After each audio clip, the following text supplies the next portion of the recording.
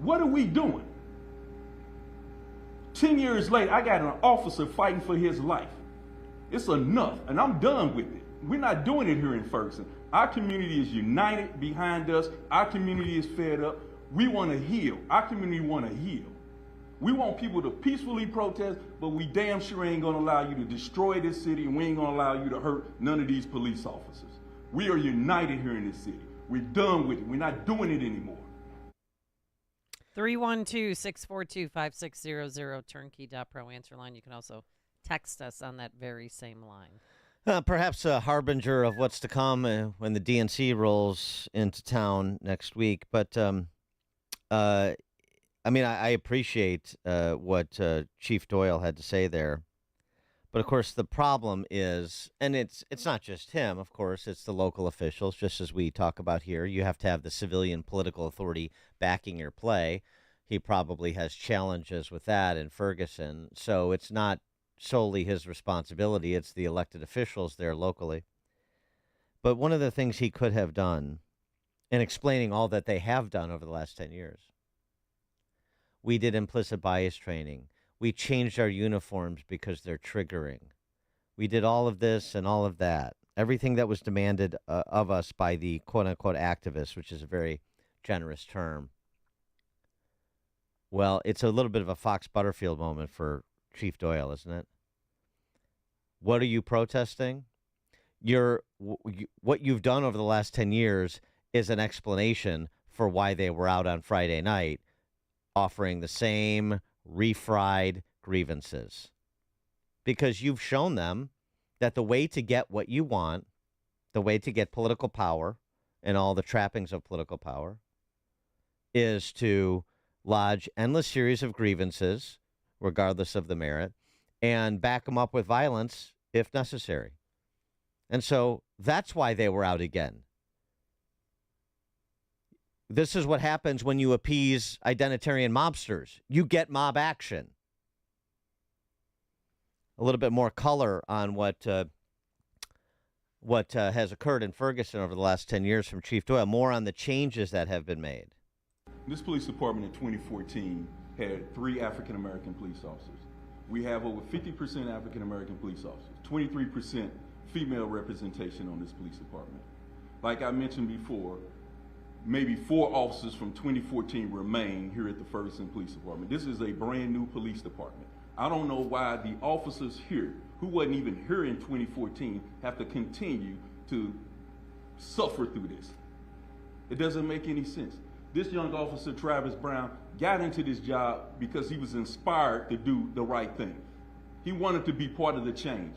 He wanted to make an impact in our community. He's the type of officer that we want in our community. And what happens? He gets assaulted. I had to look his mother in the eye and tell her what happened to her son.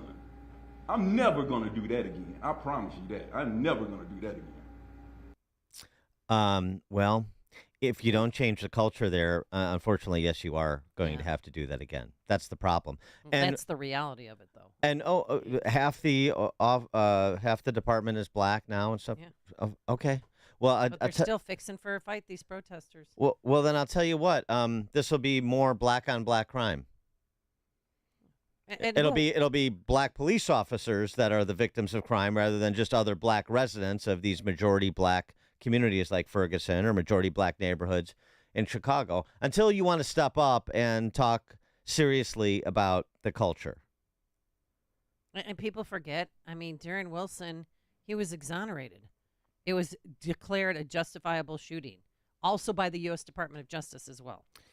Yeah, it's funny because people forget that. He wasn't shot in the back; he was shot in the front. On the occasion of Michael Brown bum rushed him after having been profiled for stealing. It was Darren Wilson and Ferguson police were out looking for Michael Brown. Got a call about him knocking over a convenience store, and they confront him, and then he tries to knock over the police too. Well, he tried to grab his service pistol. There's going to be more of that. And 10 years after Ferguson, after Michael Brown's killing, which was a justified police shoot, you have PBS, government-funded media, do this hagiographic profile on, oh, Ferguson after 10 years, it's a community on the upswing and so on and so forth. That's It's a an lie. election year, yeah. It's a lie. Michael Brown Sr., Michael Brown's stepfather, and Michael Brown's mother have this charity that they've created, and fine, I'll stipulate to maybe that they're doing some good work. But remember what Michael Brown's stepfather, I should say, said in the wake of it when he didn't get the outcome that he wanted back in the day 10 years ago. And this is sort of papered over. This gets memory hold as well, because of course it does. What did he say? Remember? I can't remember. Burn that shit down, bro. Burn that motherfucker down, bro. Burn that motherfucker down, bro. Burn that motherfucker down. Burn this bitch down. That's what he said, and that's what they did. They burned the entire town down. Even black-owned businesses they burned down too. And yet, what we hear is about how we still have. I mean, it's the same old, same old. We have the same. These people that were interviewed to give us an update on what's happening in Ferguson for this PBS piece. People like this guy, Jamie Dennis, who's Urban League of Metro St. Louis, remembering Michael Brown a decade later. Most of them remember him like, he's some sort of agent of change, like he was a civil rights leader. He was a thug. It's really, that's what I'm talking about, the sickness. And that's when it has to be addressed. Or certainly it cannot be appeased. It cannot be facilitated. Jamie Dennis. Always go down in history and not infamy, but, remembered as a person that did get chosen for change, because what happened could have been prevented, but since it didn't, we have to pick up our pieces and learn, how we can prevent another Mike Brown from happening. Yeah, how can we prevent another Mike Brown from happening? Gosh, I don't know. It's a real head scratcher. It's a real puzzle, right? How can we prevent it? But this is, again, the pathology that has to be confronted if you're serious about it. And if you're not, okay, just understand that what you see, probably most of people listening to this show, what you see from a distance will continue, and it will ultimately get closer and closer to you, as it has in Chicagoland. Mark and Rochelle, you're on Chicago's Morning Answer. Yeah, Dan, I wondered if do you remember who Flip Wilson is? Yeah. Yeah, he was the comedian. He used to make fun of the rioters who would riot just to steal stuff. He had a whole routine about it. In fact, the suit that he wore, said he called it his riot suit because he got it during a riot. So I'm sorry I'm having trouble hearing you, but hopefully you heard what I said. Yeah, got No, you. we heard you. Thanks for the call, Mark. We'll have to. Philip in Blue Island. It's amazing. All of this is in the shadow of Sonia Massey being killed by a white cop who has now been charged with a couple of charges of first-degree murder. And then to listen to you and Amy talk about it, and you said at first that Mike Brown was murdered. Then you had to No, I didn't say he was murdered. I said he was killed. He was killed. Yeah. And then you had to change it for whatever reason. Political correctness or whatever. I didn't change it. I didn't change it for any reason. I'm describing what happened. He was. Okay. I mean, you could use the term murder. It's technically correct. But what you heard me say was it was a good police shoot, which I've said from the beginning, and I reiterate. Okay. It would have been better if you'd have said that first. But anyway, this is just from my. Why does it matter? Okay, whatever. Go ahead. Okay. Thank you. So now, I mean, and then. Like I said, Amy's saying what she's saying, you saying what you're saying. From your perspective, that's especially in the shadow of Sonia Massey. And that's why some of us are still mad, because y'all don't get Mike Brown, y'all don't get... Mike Brown was not shot in the back. Here's the question. Was Michael Brown, was he wrongly killed? Was that a crime? If this was, if it wasn't a crime, no, yes, it was, because again, you had the state's attorney down there that was don't give me the decisions that were made in your view with what we know to be true. You asked me a question. But your opinion, don't offload it. You know as much as we know. So based on what we all know, was Michael Brown's shooting justified or not? How would we know if you have a district attorney down there that interfering with the you're not going to answer the question. Grand jury? Yeah. I'm trying to answer. You're not going to answer the question. We just want to know how you don't feel. want an Do you answer, think really. that None of he us are in the position of the murdered? state's attorney down there. So again, based on what we know, what is in the public domain, all the discussion, have you come to an opinion of your own? There was never a trial, so the general public has to accept the fact that since there wasn't a trial, there wasn't any charges, so they have to there wasn't a trial because there wasn't the evidence to go to trial. Thanks for the call, Philip. All right, fine. Coming up on Chicago's Morning Answer. At 5:38, we'll elevate the conversation about crime and punishment to the presidential level, 5:38. And later, who would do this to their own mother? We'll explain, but now let's head into the newsroom. Here's Mike Scott. It's 5:34. Authorities in Greece say wildfires near Athens are spreading rapidly. Flames 80 feet high. President Biden is explaining why he decided to end his re-election campaign, he says, in an interview with CBS Sunday Morning, in his first televised interview since stepping down. President Biden told CBS Sunday Morning that Donald Trump, in his opinion, is a danger to American security. Look, we're at an inflection point in world history. We really are. The decisions we make in the last 3-4 years and the next 3 or 4 years are going to determine what the next 6 decades look like. Former President Donald Trump says on Truth Social there will be 3 debates between him and Vice President Kamala Harris, but just one has been agreed to.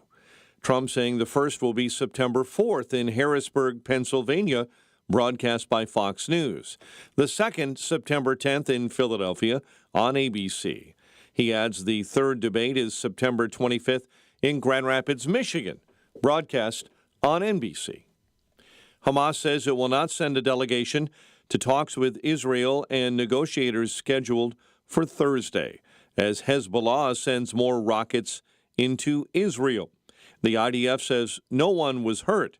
Fox's John Scott. The strike comes as Israel braces for a potential major attack from Iran or its proxies in the Middle East. Iran is vowing vengeance for the assassinations of a Hamas and Hezbollah leader a couple of weeks ago.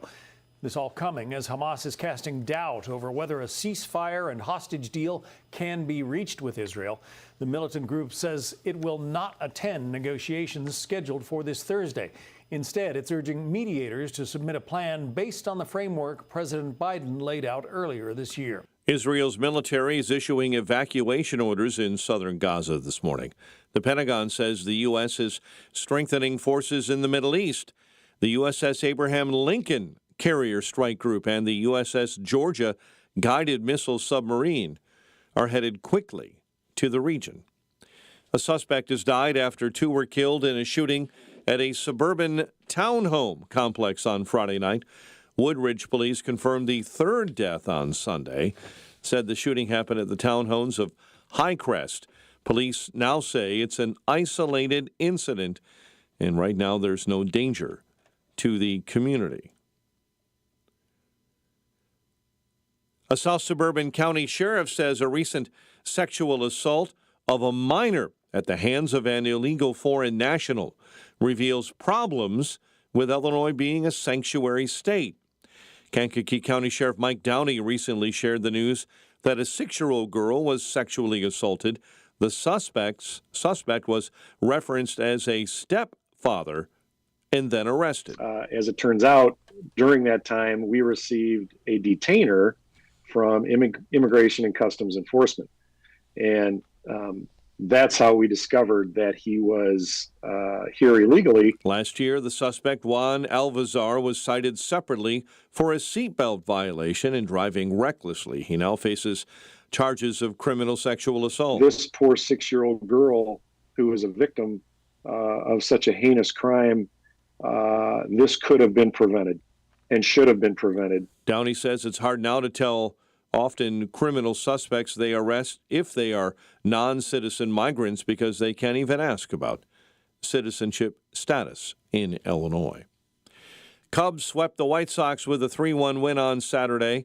Cubs now 59-60. Now 3 games back, but chasing 4 other teams for the final wild card spot. Shota Imanaga starts for the Cubs against Cleveland tonight. White Sox will take on the Yankees. The news is a service of Turnkey.pro. For less than the price of a monthly car payment, Turnkey will fully protect your network with up-to-date cyber protection, unlimited backup, unlimited 24/7 help desk support. Protect your small business today. Visit Turnkey.pro. A check of traffic and weather on the way next on AM 560. Your home is a valuable asset, and you want to take care of your home. From roofs, siding, windows, and doors to furnaces, flooring, landscaping, and much more. Listen to your go-to for all things home. It's Home Answers Radio every Sunday morning at 9. Presented by Lang Home Medical Equipment, Executive Green Carpet Cleaning, and by Valdecast Windows and Doors. Get answers from industry experts so you can make informed decisions about your home improvement. Right here on AM 560, The Answer. Can you read this email for me? Of course. Jeez, I wish they could do something for your eyesight. Ugh, me too. But you heard what they said. There's nothing we can do. When vision loss can't be corrected with glasses or surgery, and hope seems lost, turn to Spectrios Institute for Low Vision. Spectrios doctors specialize in the treatment of vision loss related to eye diseases, such as macular degeneration, glaucoma, and diabetic retinopathy. There is hope, supported by science with personalized rehabilitation plans, occupational therapies, and access technology at Spectrios. Talk to a patient service manager. They'll walk you through the program. Spectrios takes BCBS and Medicare insurance. They also have grants for qualifying patients and offer a Seeing is Believing children's outreach program. Go to spectrios.org, located in Wheaton in a building that says it all, the House of Hope. That's spectrios.org. Spectrios Institute, the head, heart, and eyes approach to better vision. Remember to keep Spectrios Institute, a 501c, in your estate or legacy planning. Hi, my name is John Stanton, founder of the Stanton Group WP. For over 20 years, I have been helping clients and their families plan for their personal definition of retirement. I'm offering to take a look at the plan you have in place now and see if it makes sense in a world that is in constant change. My practice deploys a core and protect risk management process designed to succeed in any market environment. We are fiduciaries legally required to act in your best interest. My team and I work for you every day to help achieve your personal financial goals. Let's talk. Call me at 630-445-2380 or go to our website, stantongwp.com, to schedule a complimentary consultation. That's stantongwp.com. Investment advisory services are through Sequest Wealth Management, LLC, the advisor, a registered investment advisor. The advisor provides investment advisory and related services for clients nationally. The advisor will maintain all applicable registration and licenses as required by the various states in which the advisor conducts business as applicable. The advisor renders individualized responses to persons in a particular state only after complying with all regulatory requirements or pursuant to an applicable state exemption or exclusion. Do you have jewelry with sentimental value that needs repairing? Hi, it's Mike Gallagher. I'm a customer of family-owned Roland's Jewelers in downtown Libertyville because it's a place I trust. Their in-house master jeweler does impeccable work, and jewelry comes back repaired in perfect condition and looks the same as the day you bought it. That's a great feeling. Roland's also specializes in custom design. They'll work with you every step of the way to make your dream jewelry idea come to life. The Rollins family is expertly trained to give you outstanding customer service, earning 5-star Google ratings. Now that's impressive. Visit Rollins Jewelers' beautiful showroom in downtown Libertyville for all of your jewelry needs. Visit RollandsJewelers.com. That's ROLLANDS Jewelers.com, or call or text them at 847-918-7300. 847-918-7300. Rollins Jewelers, a family-owned jeweler you can trust. Think O'Reilly Auto Parts for all your car care needs. Get the parts and service you need fast from the professional parts people at O'Reilly Auto Parts. 542. Let's get an update on the roads in our Team Hochberg Traffic Center. Outbound Edens shut down completely as they deal with an overturned vehicle. It's outbound between Old Orchard and Lake. Traffic occasionally is getting by on the shoulder, but right now the entire roadway does remain blocked. due to that overturned vehicle on the outbound Edens. Ike, accident, left lane blocked inbound, right in the avenues, 9th Avenue to be specific. Watch out for jam-ups as you roll this morning through Bensonville. Route 83 and Fairway, they're clearing an accident. Chicago's Morning Answer with Dan and Amy continues next. Now your official Chicagoland weather forecast. Clouds and sunshine, high of 82. Currently 63. Next news at 6. Chicago's Morning Answer continues next on AM 560. The Answer. Now, from the Signature Bank Studios.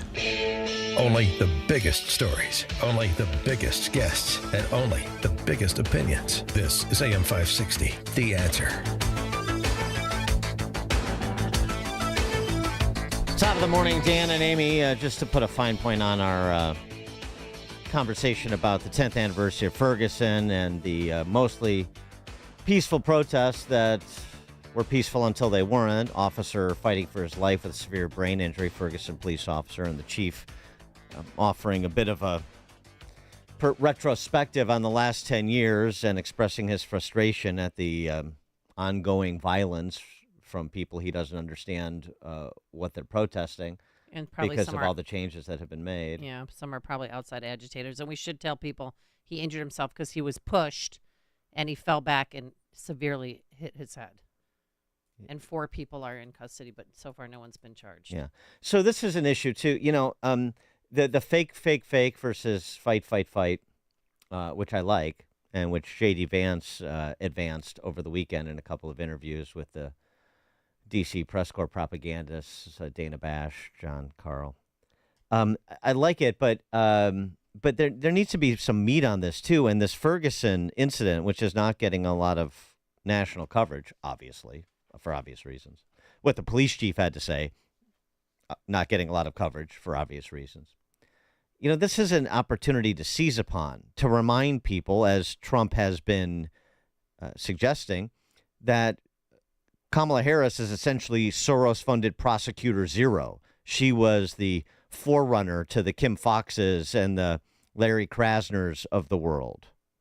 And this is real framing. Remember who these people are and where they stood when cities were being burned down, when police were being hurt or killed, when other peaceful people were being hurt or killed at their hands, at these identitarian mobsters.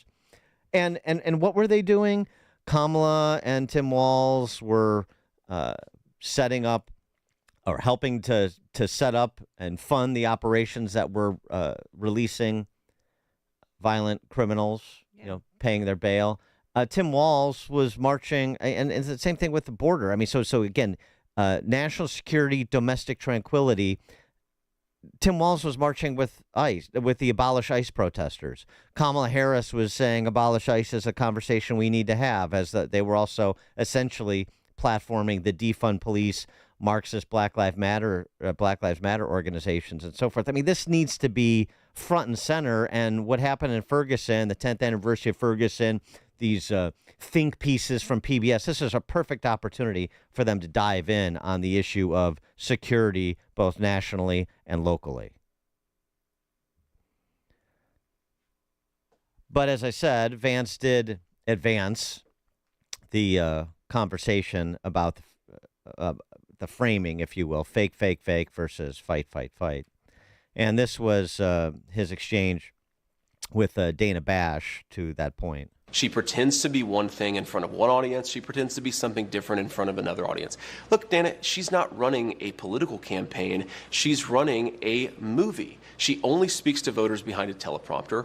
Everything is scripted. She doesn't have her policy positions out there. She hasn't answered why she wanted to ban fracking, but now she doesn't. She wanted to fund police, but now she doesn't. She wanted to open the border, but now she doesn't. She should have to answer for why she presents a different set of policies to one audience and a different set of policies to another audience. And I think that's what President Trump is getting at. This is a fundamentally fake person. She's different depending on who she's in front of. Yeah, that's solid. And I thought it was good. He went on to, when challenged by Dana Bash, to the extent that she challenges anybody, she's such a such She a looks scared. feeble flack for the D.C. press corps. I think they're impressed with his level of intelligence and his responses. That she and Jonathan Karl seemed taken back by his, I don't know if you'd call it his intellectual prowess. He was good. Yeah, he's really good. He's a sharp guy. Dana Bash, though, well, you've changed your position like on Trump. He's like, yeah, I have.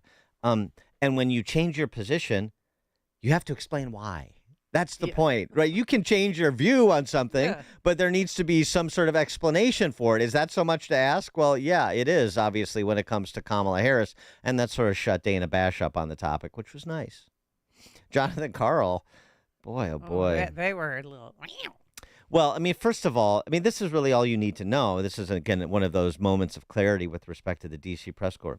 Jonathan Karl, when he was serving as a mouthpiece for the administration, whatever they were announcing, your job as a mouthpiece in the D.C. press corps is to report it in a celebratory fashion, but pretend to be like a serious journalist who's, just giving you the lay of the land. So they roll out Kamala as the point person for the border. And Jonathan Karl dutifully serves as a mouthpiece for the regime. Now that they've rolled her out as the presidential candidate and the open borders policies have created havoc in this country, death and destruction and expense, now Jonathan Karl is serving as the mouthpiece for the presidential candidate. This Jonathan Karl versus Jonathan Karl is perfect. It was back in 2 years ago, more than 2 years ago, that the president put Vice President Kamala Harris in playing a critical role in terms of trying to stop the flow of migrants across the border. She was more than 2 years ago she got this responsibility. No, she's not actually. She wasn't at the border zone. So more than 2 years ago, right? This is him on ABC News at the news desk, and then interviewing Jonathan Karl interviewing J.D. Vance on the Sunday Talkie yesterday. She was over the border. What are you talking about? It's perfect. Perfect. But as I say, there's no complaining about it. You're just pointing it out, but you understand this is built into the price. So you're not going to change it. So you just point it out, and then you focus on, especially if you're the candidates, you focus on the branding you're trying to do both for your team as well as their team. And so the caterwauling about the stilted, quote unquote, coverage from the D.C. press corps, if you're surprised, then you just haven't been paying very close attention. Well, not surprised, but Dana Bash tried 3 different ways yesterday to ask J.D. Vance about the Kamala single mom, not a mom, and a cat lady. One of the first people that I gave a hug to after my RNC convention speech was my stepmom, who's been an incredibly important person in my life. So she's not childless. My kids call her Mamaw. Of course she's not childless, but again, you called her that. The criticism, I certainly did not call my own stepmother childless. Kamala Harris. I criticized Kamala Harris for being part of a set of ideas that exists in American leadership that is anti-family. I never, Dana, criticize people for not having kids. I criticize people for being anti-child. And I do think that Kamala Harris has made some bizarre statements. She has said things like, it's reasonable not to have children over climate change. I think it's the exact opposite message we should be sending to our young families. I want to expand the child tax credit. I want to stop those surprise medical bills. I want to make housing more affordable so that if you have a young family, you can actually afford to put them in a home. And I think that it is unfortunate that so much of our public leadership has become anti-family. Yeah, I do think she's anti-child. I would just say it straight away. You want to make headlines about it? Make headlines about it, and then we can have that debate. And then we can flip the script on her radical, pro-abortion, all 9 months, taxpayer-funded, no exceptions, celebrate, shout your abortion kind of position that she's taken. I stand with Planned Parenthood. Oh, really? You stand with Planned Parenthood in their trafficking and baby body parts? As we talked about on Friday with the latest Center for Medical Progress video release after 8 years, because Kamala Harris, then Attorney General of California, worked to suppress it, as well as persecute David DeLeiden, the Center for Medical Progress. This is how they behave. By the way, yeah, when you're a zero population growth person, when you're this apocalyptic eco-supremacist, you're by definition anti-child.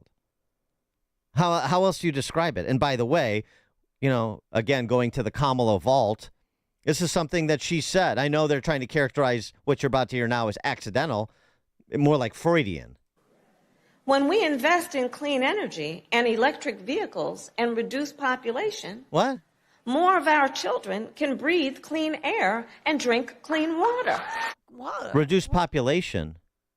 Play that again? Reduce population. Yeah. How do you reduce population? Well, I mean, stop having children. Convince the young kids that you don't have to have kids. And celebrate abortion, among other things. 312-642-5600, our turnkey.pro answer line, and our text line is up and running as well. Glenn in Orlando, you're on Chicago's Morning Answer. Yeah, good morning, guys. There's an old saying, and I forget the guy's name. I think his first name is Francois, but it goes like this. Hypocrisy is the homage that vice pays to virtue. La Rochefoucauld. That's it, yeah. Oh, bingo. Can name that tune in 2 seconds. Thanks for the call, Glenn. Yeah. Lewis outside. Good morning, Dan. Good morning, Amy. My question is, why is Donald Trump trying to legitimize this election when he called it a fraud and everybody else knows it's a fraud because 14 million people have been disenfranchised? Where are the lawsuits that the Republican Attorney General should be filing, for this fraud, and also you mean replacing Biden? Yeah, and for also Donald Trump doesn't recognize he don't want this. Kamala Harris, her support is starting to erode. When she just gave she gave a rally in Detroit, and they were booing her there. And they were booing her because she's not supporting them the way that they want her to support her, the Hamas people. She's not supporting them. Yeah, no, well, of course. Thanks. Right. Well, they boo everybody who's not an official member of Hamas. Right. But the whole thing about Biden's replacement, I mean, again, it's an issue. I mean, it certainly speaks to the hypocrisy that Glenn from Orlando was talking about, saving our democracy when they don't practice it internally. But again, nominating a candidate for a political party's nomination process for candidates is a private matter. It's their political process. They set the rules.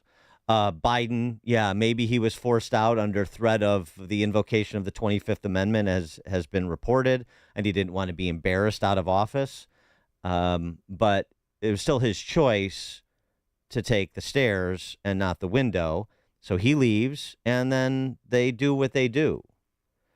If you want to factor that in terms of what kind of party that signals the Democrat Socialist Party is, well, by all means do so. But I mean, it's not a matter for Republican state attorneys general to try to turn into a criminal matter. It's not a criminal matter. It's not a prosecutorial matter. It's a political matter. Tom in Deer Park. Hello. Yeah, Tom. Hey, good morning. Yeah, Dan. I just think it's all so overwrought. But I just thought I'd like to ask you what J.D. Vance's comments that people don't have children are sociopathic, psychotic, and deranged. Wonder what your take on that is. Thank you for taking my call. I've never seen him say that. He has never said that. I'll forward you the piece. I know you don't like it when I forward you pieces that demonstrate what I'm saying is true, but I'm so afraid of it. That's why I just put you on the air. Stop your bitching, crybaby. Text message: Dan and Amy, JD completely took over that interview with Dana Bash. He's a perfect VP pick. He's sharp, which is why I can't wait for him to be on the debate stage with Walz, because not just the acumen he shows there and also very room temperature and sort of happy warrior-ish, which you saw with both Carl and Bash. But also, I mean, I want that moment. I mean, he should deliver a blow in the debate with Walz like Mike Tyson did to Michael Spinks. That debate should be over in the first 45 seconds. Mm-hmm. And the way it's over in the first 45 seconds is no matter what they ask. Let me just just start off here. Tim Walz has criticized me for being able to pull myself up out of poverty and family brokenness in Appalachia to get to Yale Law School, where I develop relationships like people do who are fortunate enough to make their way to premier schools, so that I had a career. I could have had a career in the law. I had a career with Silicon Valley investors, and I made some money. And then I wrote a story about my upbringing and that region of the country, because it doesn't, in my view, get enough attention. This is a subject of ridicule. He said I was criticizing the people that raised me. It was quite the opposite. Would he say the same thing? Would he say John Singleton's depiction of South Central L.A. in Boys in the Hood, was that criticizing the people who live in South Central? No, it was documenting a reality on the ground in a particular neighborhood, in a particular region of the country, which is exactly what I did. So if he wants to criticize John Singleton the same way he criticized me, fine. But this idea of attacking somebody who found success, and people like me who have found success despite difficult circumstances in their childhood, is so anti-American, and that's what it is, and that's what he is. So the Democrats are. All right, coming up on Chicago's Morning Answer. Speaking of anti-American, Stacy Davis Gates on the educational achievement of CPS students at 6:06. Today we're going to have some clouds and sun, a high of 82 degrees. It is now 6 a.m. WIND Chicago. The U.S. keeps getting ready to defend Israel. I'm Dave Anthony, Fox News. In case Iran attacks like it vowed it would, retaliating for the killing of Hamas's political leader in Iran, the U.S. is sending more troops and military assets to the region. Overnight, Iran's largest proxy, Hezbollah, fired around 30 Katyusha rockets into northern Israel. We could hear the explosions from here as some of the fire was intercepted by Israel's missile defense system, the Iron Dome. That fire may have been in response to an Israeli strike on Sunday in the Lebanese port city of Sidon that reportedly killed 2 Hezbollah operatives. Daily exchanges of fire are continuing along the border. Fox's Trey Yingst in Haifa, Israel. More than 2 years after Russia invaded Ukraine, the tables are turned. Ukrainian troops crossed the border, taking over a town, prompting Russian officials to urge more residents in the Kursk region to evacuate. More than 76,000 Russians have already left their homes. The U.S.-Mexico border remains a big issue in the presidential race after record illegal immigration. I think it's interesting that people focus on, well, how do you deport 18 million people? Let's start with 1 million. That's where Kamala Harris has failed, and then we can go from there. Former President Trump's running mate, J.D. Vance, is in Texas today after appearing on ABC's This Week and 2 other Sunday TV shows, critical that Vice President Harris hasn't done any interviews since taking over as the Democratic candidate.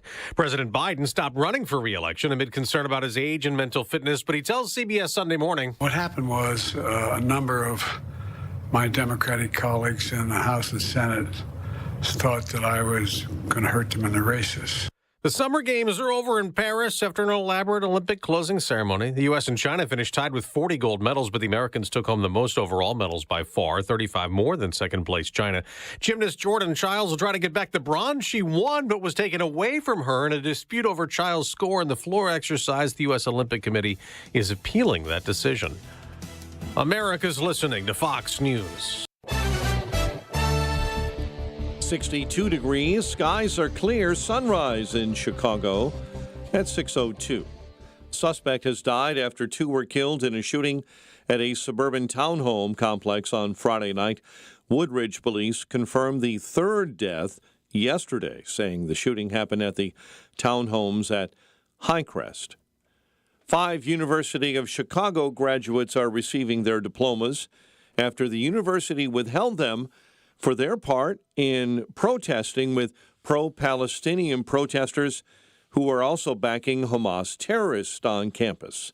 Sun-Times reports the grads received letters notifying them that their disciplinary cases had been dismissed. A teen recovering after being shot near the Bud Billiken parade route. Police over the weekend saying a 16-year-old boy and another person got into a fight along South King Drive. A 16-year-old has been charged. The other teen hospitalized in good condition. And in just over a week, the Democrat National Convention will get underway here in Chicago. The build-out of the security perimeter is set to begin today, including 2 zones, a red one for credentialed personnel only, and a yellow one open to the public but subject to security checks. Cubs swept out the White Sox with a 3-1 win Saturday. Cubs now 59-60, trying to chase down 4 teams for the final wild card spot. Kai Busch will get the start for the White Sox as they start a series with the Yankees. Bears remain unbeaten in exhibition play following a 33-6 win over Buffalo on Saturday. The news, a service of In Grace with Pastor Jim Scudder Jr., now heard on Sunday morning at 6:30 on AM 560. And a check of traffic and weather on the way next on AM 560. Charlie Kirk believes the rot runs deep. As we marched through these institutions for many years, I soon realized, one after the other, the rot that our institutions have been experiencing. The infection that is present, the tumor within the once great institutions in Washington, D.C. The Charlie Kirk Show. Afternoons at 1, right before Sebastian Gorka at 3 on AM 560. The Answer. Augustino's Rock and Roll Deli, a family-owned restaurant, a Chicago family favorite for over 40 years. Why? Because they're known for sub sandwiches the size of your forearm. No joke. Their 6-inch sub has more meat and cheese in it than any foot long in an Irish neighborhood. These sandwiches are iconic, famous for their homemade Italian beef, meatballs, burgers, and of course, delicious Italian subs loaded with mortadella, cabagol, salami, provolone, and their own secret sauce called Love Potion No. 9.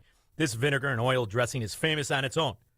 Both Augustino's locations boast walls covered in authentic rock and roll memorabilia and artifacts, all celebrating their love for good old-fashioned rock and roll. Augie's is a feast for your eyes and your stomach. Dine in or carry out. Bring the family or the team. Plus, Augie's caters corporate meetings, parties, and celebrations. Don't make it yourself. Make it happen with Augustino's. Go to Augustinos.com for locations and menus. That's Augustinos.com. In these crazy times, there's peace of mind and security. Security for our country, for our leaders, security for our families. You are not financially secure if all your eggs are in one basket. Gold and silver are an excellent way to diversify your savings. They're a hedge against inflation. They're a physical asset that is in high demand globally from the wealthy to central banks. Investing some portion of your savings in gold is a smart way to help protect the value of what you've saved. And through our friends at Birch Gold Group, you can own physical gold and silver in a tax-sheltered retirement account. That's right.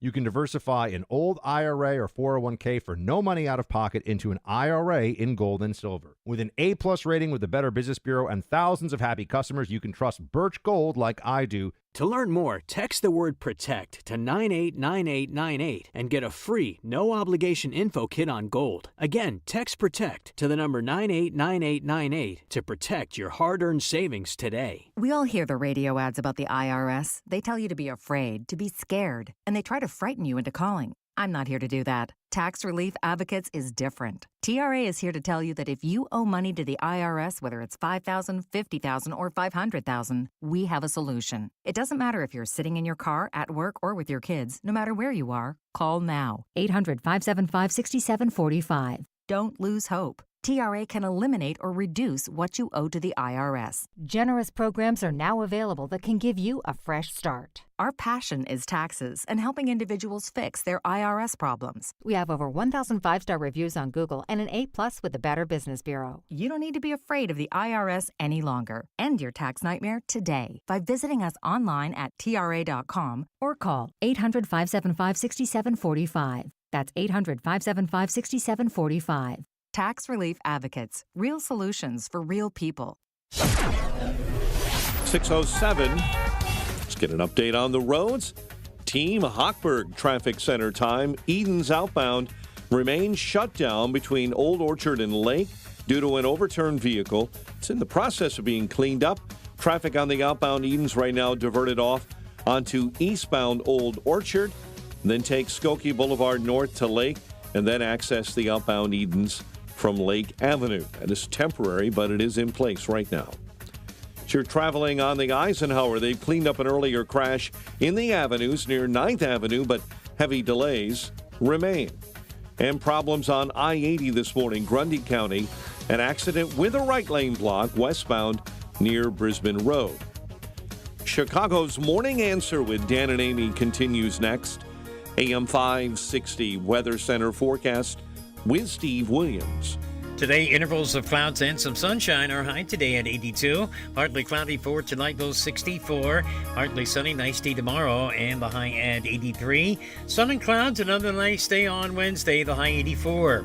I'm Steve Williams on AM 560, The Answer. 62, partly cloudy at O'Hare. Your next news update, 6:30. Chicago's Morning Answer continues next on AM 560, The Answer. Now, from the Signature Bank Studios, this is Chicago's Morning Answer with Dan Proft and Amy Jacobson on AM 560, The Answer.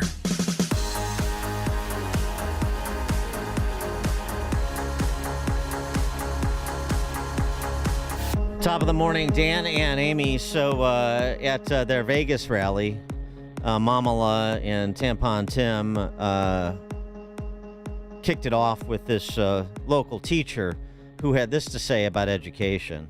Perfect. I'm also a mother of 3 beautiful adult children, and they are all teachers like me. Growing up, I always knew I wanted to be a teacher because I saw education for what it really was, the greatest instrument of social justice in this country. There it is. Don said it. Appreciate the candor. Education is the greatest instrument for social justice. It's a social engineering institution that you're sending your kids to, these government schools, at least according to that government school teacher, and many, many, many more like her. Stacy Davis Gates, she is the president of the Chicago Teachers Union. Madam President. Wanted to be mayor, but her unlikability rating was very, very high. We'll see. She's still young. She still has time to be mayor. She could follow BLM Brandon. Especially when she gets that $50 billion for the teachers union in their next contract. And 30 cents. And 30 cents. Don't forget it. Stacy Davis Gates was on WVON recently. And this is making the rounds, as well it should. She was on WVON, and she was asked to address what we all know to be true, that a very small percentage of students in CPS, overwhelmingly majority kids, the overwhelming majority are minority kids, Black and Latino, particularly Black. 85% are on free or reduced school lunch, so lower income families. And we see 1 in 4 can read at grade level. 1 in 5, going the other way. 1 in 5, less than 1 in 5 can do math at grade level. Stacy Davis Gates has an answer to that. Despite all the money that's been poured in, despite the fact that you spend more, the CPS spends more per pupil than most suburban school districts, including those that perform the best. And by the way, they're not very good either, as we have talked about ad nauseum. But Stacy Davis Gates has an explanation for why CPS is not producing better students. When people talk about achievement as a classroom teacher, I know that it is not linear. And the way in which, we think about learning and think about achievement is really and truly based on testing. Which at best is junk science rooted in white supremacy. Now, if you have another hour, I can get into why standardized tests are born out of the eugenics movement. And the eugenics movement has always sought to see Black people as inferior to those that are non-Black. So when people talk to me about testing alone, I have to trouble the waters and challenge that, because you can't test Black children with an instrument that was born to prove their inferiority. It just can't do that. Interesting. You're friends with the teachers union there. Maybe you could get Stacy Davis Gates on the show because I'd like to explore. I'll give her the hour. Let's give her the hour. I'd like to explore it. I'd like to give us your full dissertation on how testing is rooted in white supremacy. It's part of the eugenics movement. The eugenics movement, you mean like Margaret Sanger? Like how Planned Parenthood is part of the eugenics movement? Margaret Sanger, the founder of Planned Parenthood, she was a out and proud eugenicist, right? That's not in dispute. So set abortion clinics up in black neighborhoods. They do so now for sure. I'd like to get her full presentation on the eugenics movement and the intersection of eugenics and white supremacy with the NAEP tests that are administered in the 50 states. But that's the explanation. And she was politely challenged on it by the host at WVON. And what did you get in response? Rinse and repeat. Listen, we are dealing with generations of people who have taken standardized tests. And what black people tend to do in the face of white supremacy is prove that we're not inferior. What if you cannot prove on an instrument set up to make you inferior that you're not? That's what some of this is about, releasing our people from a standard that is created for the failure. I'm not going to have a conversation about standardized testing being a fair measurement for black people because I know it is not. That's like talking to Donald Trump about something and believing that he's going to somehow tell the truth about something. It's just not going to happen. Yeah, see, you make the Trump reference so that you don't have to deal with the speciousness of this sort of generic claim that black people can't take standardized tests, or the standardized tests are wired against them, so somehow they can't perform well on standardized tests, even though, of course, many do. And that's just not a fair measurement because white people created the test to make black people fail. Well, that's pretty much what she was saying. Yeah, to sort of demonstrate. They wired the test against black people to demonstrate that black people are inferior, and it dates back to the eugenicist movement somehow. But again, I didn't get the dot connections there. But you don't need to. You just invoke Trump, and then you're absolved from having to present any evidence or associated logic in support of your case. The other thing there too, the standards by which black students are judged in terms of being measured, this also just gives way to, this gives way for teachers to engage in grade inflation and just and essentially passing the trash. I'm not calling kids trash, but I'm basically saying they're not performing. They're passing the problem. Yeah, they're passing the problem on. They did the dance of the lemons. We do it with teachers. We do it with the students too, because of what these educational institutions do and don't do. They're so focused on Stacy Davis Gates' race hustle, they forget to do the reading and the math piece. They don't forget. They don't care because their goal is to raise up the next generation of androgynous activists, drones that'll be meandering through Grand Park and probably shutting down Lakeshore Drive next week during the DNC. That's the goal of these institutions, in addition to providing Stacy Davis Gates and her friends with nice salaries and pensions. But I mean, so what is the standard? The standard is whatever we say it is. There's no aptitude that needs to be demonstrated. What about when there are black teachers in front of classrooms that are majority black, and they're covering subjects like, I don't know, history, biology, math, algebra, let's say. I mean, so how do you measure it? How do you know if your students are assimilating the material and they can demonstrate their aptitude? I guess it's just the tests that they provide and then the grades that they assign to those tests. And if they're not demonstrating aptitude, then you just change the curve. So, instead of a D being or an F being below 70, an F is below, say, 30, which, of course, is happening. And by the way, grade inflation is not just at CPS.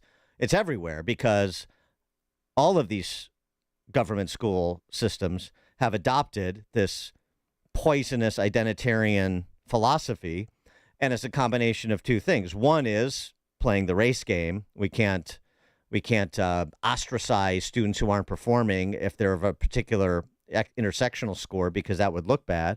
And then the other thing is, well, the pressure in wealthier school districts from the pea hat wearing, wealthy honky set, the awfuls, say, well, my kid's got to get into the Ivy League, so you need to give him a chance to do this, and you get the do-over, and you get to take the test again, and not with more time, or in a classroom by yourself, because the pressure of taking a test with other students is too much. I mean, the endless litany of excuses and exceptions to make sure that you wire the system for your kid, whether or not your kid is prepared for next level, the job market.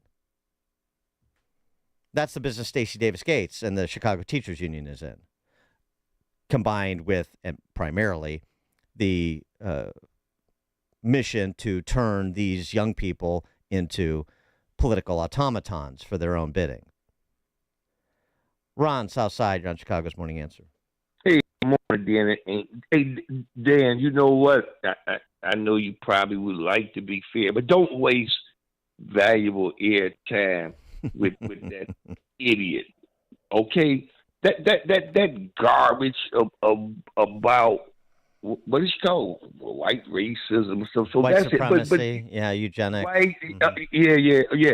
Anytime these people, particularly these government entities, are a failure, that's what it goes back to. But lastly, and I think you all hit it on the last week.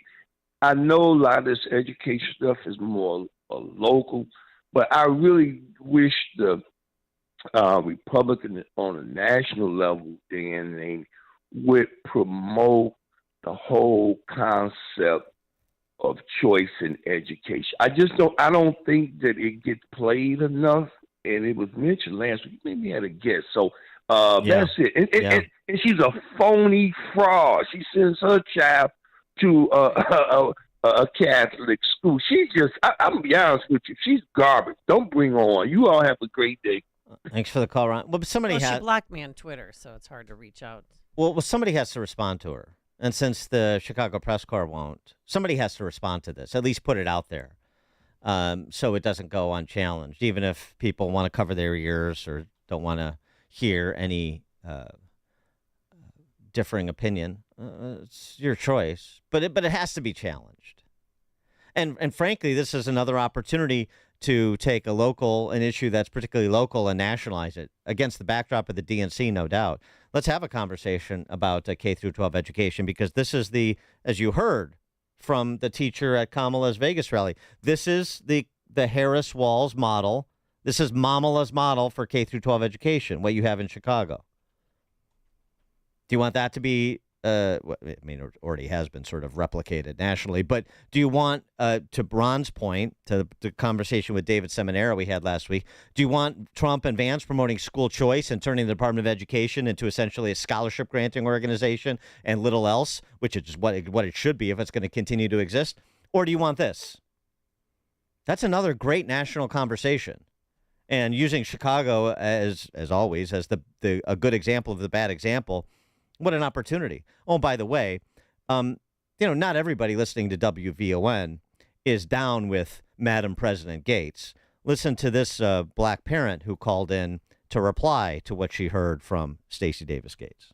Dr. Rosita, thank you for calling. You are on WVON. I want to say, as a parent, standardized testing, we're not ready to move beyond that right now. And I don't want to hear about it not being how can we say that it's a racist tool, because it might be. But let me say this to you. I've passed every standardized test, and I want my children to be able to do it. Even though I'm black, that does not mean I cannot achieve on standardized testing.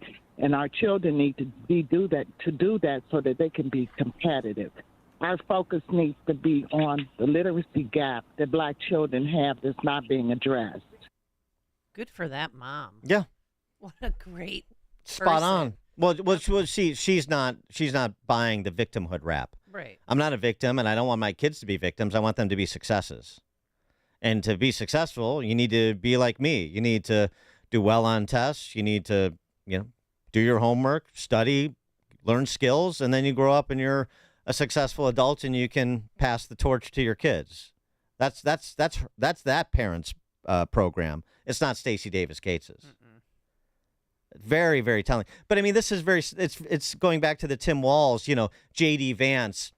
All of you, I hung out with my buddies at Yale Law School. It's the same because you're not allowed. I mean, they can't accept the story of people coming from meager beginnings and finding success other than through government distributing benefits to you. I mean, MSNBC, Dan, was having a conversation about who's the bigger hillbilly, Tim Walz or J.D. Vance. It was pathetic. But the idea of merit and achievement is what's really being attacked by the left. It's being attacked by Tim Walz. It's being attacked by Stacy Davis Gates. And some people aren't down with it. Unfortunately, in Chicago, not enough. And I think part of it is people just don't see through it. I don't know how you can. It couldn't be more transparent, but it's true. They don't. Corey and Woodlawn. Hey, thanks for taking the call, Dan and Amy. This is the soup in which we slop. This is the dirty shoe that we can't avoid cleaning up. Every time they drop racism, we forget everything. And I know people call in and say, I'm not going to forget it. Talk to these guys in these neighborhoods. They are 100% down with this stupidity. This lady didn't create another system so these kids can go get educated and become competent adults. No. She went and put her kid in a private school so that she can reap the benefits of a meritocracy system and teaches everybody else to send their kids to a failing school system where these teachers are making money hand over fist. This is crazy. But that's the soup we slop up, Dan. I'm just being honest with you. If you come into these neighborhoods, you push color to the side and you ask these guys one-on-one, they will sit back and tote the stupid line every time. Thanks, guys. Thanks, Corey. Well, we need more people like that mom who called in to VON, people like Corey and Ron. But, TikTok, we're on the clock here. You can only maleducate so many generations of kids across so many government school systems in this country without, reaching the point of the republic seizing up.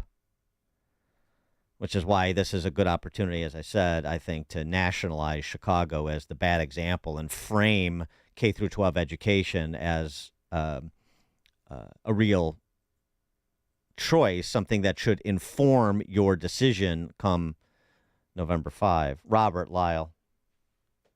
Yeah, hi. I went to Chicago schools, and I'm a product of that. And I believe that what that person's advocating is actually racist in and of itself by stating that somebody is not as good as another person is really kind of racist. And what you're doing is you're falling into a category where, if you look at the historical origins, the Bible used to be part of the educational program, religious education. When that went bye-bye, people, started getting into this evolutionary thing where instead of saying, well, God made man in his own image and he has the ability to be whatever he wants to be is a true statement. And it's an unfortunate side effect of what's happened in our society today. And I really feel bad. I think that the cure for that is that you have to engage yourself with other people. I'm a Vietnam veteran. And when I got wounded in the service, there was this Colonel Edwards who was the head of the Chu Lai Hospital in Vietnam. I had to have surgery, and he was a great person. And I respect a lot of the people that went to different schools and that. And this whole idea of racism is a terrible plight on America. Thanks for the call, Robert, which is why it needs to be confronted. Can't run away from it. Sean Darian. Good morning, guys. Yeah. So what will they do if they didn't have the race card? Would they have to look in the mirror? Would they have to put the blame on themselves? Hey, I wasn't the best in school, but I got through it. It just gets old, and I don't think it'll ever stop. Thanks. Well, that's the problem. Is what do they do when they don't have the race card? If only they were. Get rid of that, Dan. Well, if they were only confronted with that reality. I tell you, there at some point maybe there will be a general recognition of the race hustle that's been run, and woe to those who were the perpetrators, because there's going to be a lot of upset families generationally. Upset for generations when they look back and say how they got scammed. It's Madoff level scamming going on here in terms of robbing kids of their future because you turn them over to Stacy Davis Gates. The more you listen, the more you'll know. This is Chicago's Morning Answer. Morning Answer on AM 560. The Answer. This is Sean Thompson. When you go on vacation, does it make sense to have somebody else pack for you? Of course not. The same can be said for your retirement. Your 401k could be packed with things you don't know about or even need. If you're close to retirement, but you don't have a plan customized to your goals, it's like kind of taking a 30-year vacation with no idea what's in the suitcase. Sounds like a stressful way to begin what should be a relaxing time. Tom Fortino at Alpha Wealth Group can help you unpack your savings and build a plan to reduce future taxes, address Social Security and health care, and a whole lot more, all with a clear, defined income strategy. Call the Alpha Wealth Group at 630-934-1855. Ask for the complimentary retirement plan. That's 630-934-1855 or online at alphawealthgroup.com, and listen to the Alpha Wealth Hour Saturday mornings at 9 a.m. right here on AM 560. Advisory services through Retirement Wealth Advisors, LLC, and SEC Registered Investment Advisor. Insurance and annuities offered through Alpha Wealth Group, licensed in Illinois. Right on cue. Listen up, CPS parents. Choosing where to send your where to send your kids to school is one of the most important decisions you make as parents. And so the school year is here. You might need to know that private school might be an option for you and your family, like it is for Stacy Davis Gates. Thanks to our friends at halfpriceschools.com. At halfpriceschools.com, you'll find many different private schools from across Chicagoland offering a full year of tuition for half of the normal price. And you can take advantage of this great opportunity. It's simple. Find a private school near you, purchase the tuition voucher, and prepare to send your child off to school. Halfpriceschools.com has schools located across Chicagoland, including Ravenswood Christian in Chicago, Christian Liberty in Arlington Heights, St. Peter's Lutheran in Schaumburg, St. Andrew's Lutheran in Park Ridge, and many more. Don't delay. The school year is here. Visit halfpriceschools.com today. Don't wait. Visit halfpriceschools.com today. That's halfpriceschools.com. This is David Hochberg with an emergency mortgage alert. After 2 excruciatingly long years, mortgage interest rates are finally starting to drop. And while 60% of our competition is no longer in business, Team Hochberg is ready to help you, your friends, family, coworkers, neighbors reduce their rate and monthly payments. I want to share 2 important facts. First fact, you don't have to refinance with your current mortgage company. Second fact, Team Hochberg's closing costs and interest rates are almost always lower than your current lenders. If you purchased a new home or refinanced your existing home within the past 2 years, please call Team Hochberg now, not when you get home, not tomorrow, not next week. Call us right now for a complimentary mortgage rate analysis, 855-563-2843, or visit our website, 56david.com. That's 855-563-2843, or visit 56david.com. Lower.com, equal housing lender, MLS 1124061. AM 560, The Answer.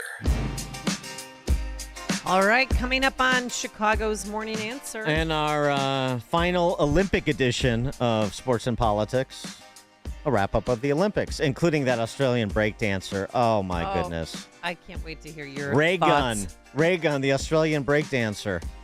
636. And what would your breakdancing name be? They had some good ones, but we'll take your phone calls on that, too, and have a little fun. But now let's head into the newsroom. Here's Mike Scott. 632, 61 degrees and sunshine.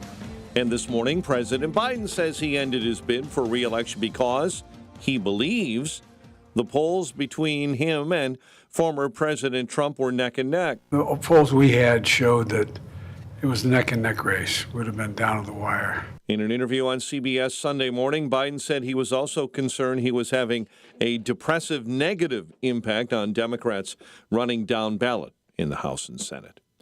Donald Trump's running mate defending the former president's comments on Kamala Harris's racial identity. On CNN, Ohio U.S. Senator J.D. Vance. I believe that Kamala Harris is whatever she says she is, but I believe importantly that President Trump is right that she's a chameleon. She pretends to be one thing in front of one audience. She pretends to be something different in front of another audience. Harris says only one debate between her and President Trump has been agreed upon. However, while that is a September 10th debate in Philly on ABC, the Trump campaign posted there will be one debate prior to and one debate after that announced debate. The Russian army this morning is on its heels, acknowledging Ukrainian forces have made advances well inside the Russian border. Megumi Lim has more from Kyiv. Authorities in Russia's Belgorod region said evacuations had begun from the Krasnaya Yaruga district due to the increase of Ukrainian military activity along the border and a possible expansion of the ongoing incursion. A suspect has died after two were killed in a shooting at a suburban townhome complex on Friday night. Woodridge police confirming that third death midday on Sunday said the shooting happened at the townhomes of Highcrest. A teen recovering after being shot near the Bud Billiken parade route on Chicago's South Side over the weekend. The 16-year-old is the person shot is hospitalized in good condition. A 16-year-old has since been charged. A federal judge is ordering Illinois prison officials to relocate most inmates at the Stateville Correctional Center to other prisons around the state by September 30. The order was made after civil rights lawyers filed a court motion arguing that living conditions at the prison were too hazardous for those housed there. The state plans to tear down that facility and build a new prison at the Stateville site and close a prison in southern Illinois, harming that area's economy. Cubs swept the White Sox with a 3-1 win on Saturday. Shota Imanaga starts for the Cubs against Cleveland tonight, while Kai Busch will get the start for the White Sox as they begin a series with the Yankees. The news, a service of Crosscom Public Adjusters. If your home or business has an insurance claim, Crosscom will help you get what you need and have coming to you. They've helped thousands. CrosscomPublicAdjusters.com. A check of traffic and weather on the way next on AM 560. Mike Gallagher lays out Kamala's record. They want you to forget that she was in the job in the first place because of diversity, equity, and inclusion. They don't want you to remember that, just like they don't want you to remember that she was the border czar. They're memory holing us. They want to change who she is. And they cannot escape the fact that she got the job because of DEI. The Mike Gallagher Show, weekdays at 9, right before Dennis Prager at 11 on AM 560. The Answer. Millwright work is often technical and requires a high degree of precision. The pros at Vance Industrial are skilled mechanics that can perform any type of millwright work, including installation and maintenance of your factory equipment and machinery. For your machine repair needs, look no further than Vance Industrial. Hi, I'm Dave Van Camp, president of Vance Industrial. Vance Industrial is an industrial millwright contractor that can install new mechanical systems or repair existing systems. Our services include repair of bearings, shafts, shiv alignments, as well as installation of conveyors and bucket elevators. Our team of trained mechanics will respond to your emergency calls 24/7, keeping your systems operational. We're here to help you. Call 833-VANS-IND for a free inspection of your facility. That's 833-VANS-IND. Interested in what else they do? Visit vansindustrial.com. That's VANSindustrial.com. Quality craftsmanship since 1964. Hi, my name is John Stanton, founder of the Stanton Group WP. For over 20 years, I have been helping clients and their families plan for their personal definition of retirement. I'm offering to take a look at the plan you have in place now and see if it makes sense in a world that is in constant change. My practice deploys a core and protect risk management process designed to succeed in any market environment. We are fiduciaries legally required to act in your best interest.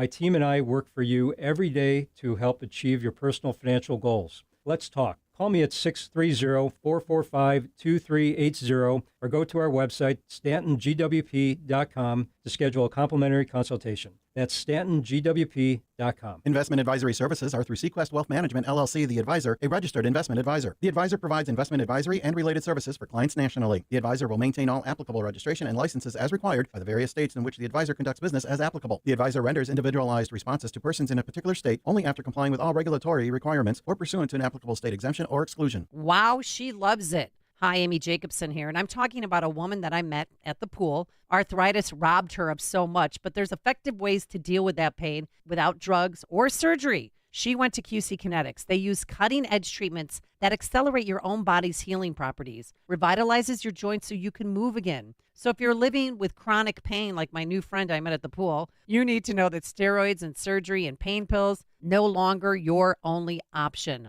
Learn how QC Kinetics can use advanced regenerative medicine to treat the pain, enhance your joints, and restore your mobility, and give you long-term relief with no downtime. Call them today for a free consultation.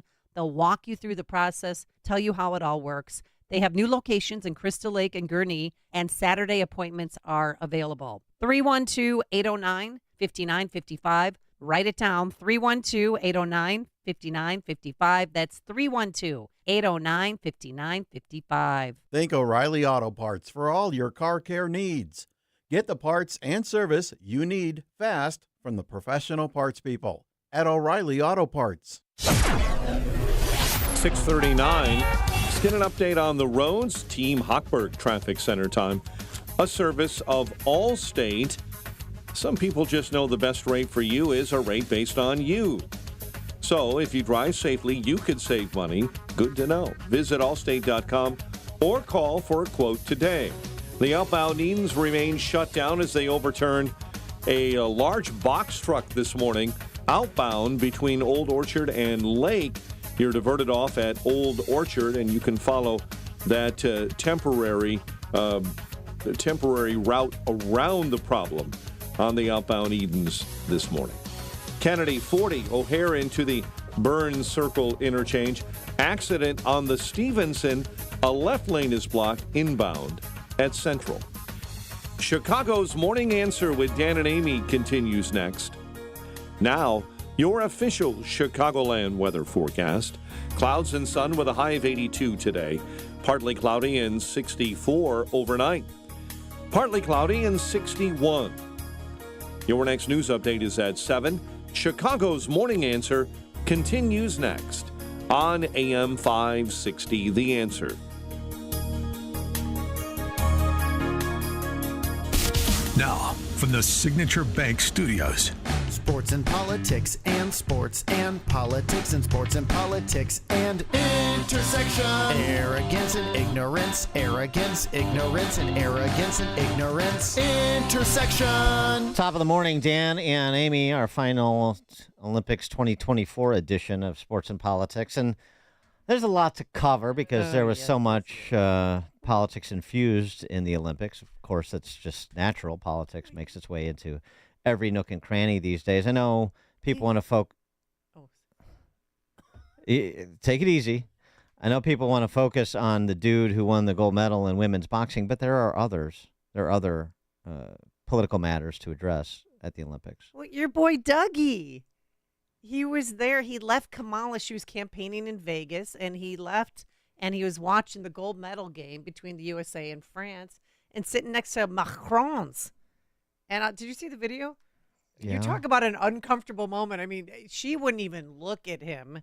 And then there was pauses and moments of silence where they just weren't talking. So it's like, okay. And then I don't know if he moved back to his seat, but yeah, he's getting out. Well, dog Max on the chicks. That's what he does. And so, he sees a honey baby in the stands, and he's going to go over and sidle up to her and, rap a little bit. So this is what dog does.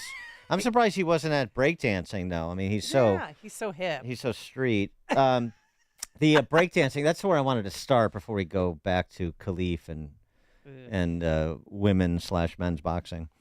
The breakdancer, this Rachel Ray Gunn. Rega, you gotta use his They street call name, man. they call her. They got the B boys and the B girls. I don't know if you've seen the performance. It's been, it's been. Well, you're gonna do it now here in the It's studio. been mimicked online by many YouTubers, and the fact that you can mimic it very closely online speaks to the lack of Olympic quality that Reagan offered in terms of her dancing. Yeah. It was comically bad. It just was. I thought it was a Saturday Night Live skit. Right. It could have been. It had that feel. But of course, to criticize Reagan. Uh-oh. What now? Well, you know. Come on, say it with me. To criticize Reagan is to engage in misogyny. Anna Mears is the chief of mission for the Australian Olympic team. And after the ridicule that directed Reagan's way after her absurdly bad breakdancing performance, Anna Mears had this to say to those who would dare criticize Reagan. What I can say is that I love Rachel, and I think that I hope you do too. What has occurred on social media with trolls and keyboard warriors and taking those comments and giving them airtime has been really disappointing.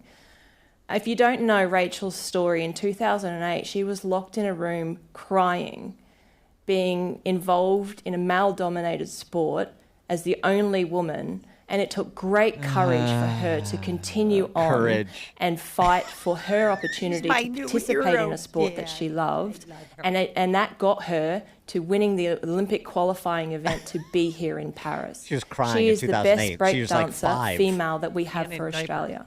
Now, you look at the history of what we have had as women athletes has faced in terms of criticism, belittlement, judgment, criticism, and simple comments like they shouldn't be there.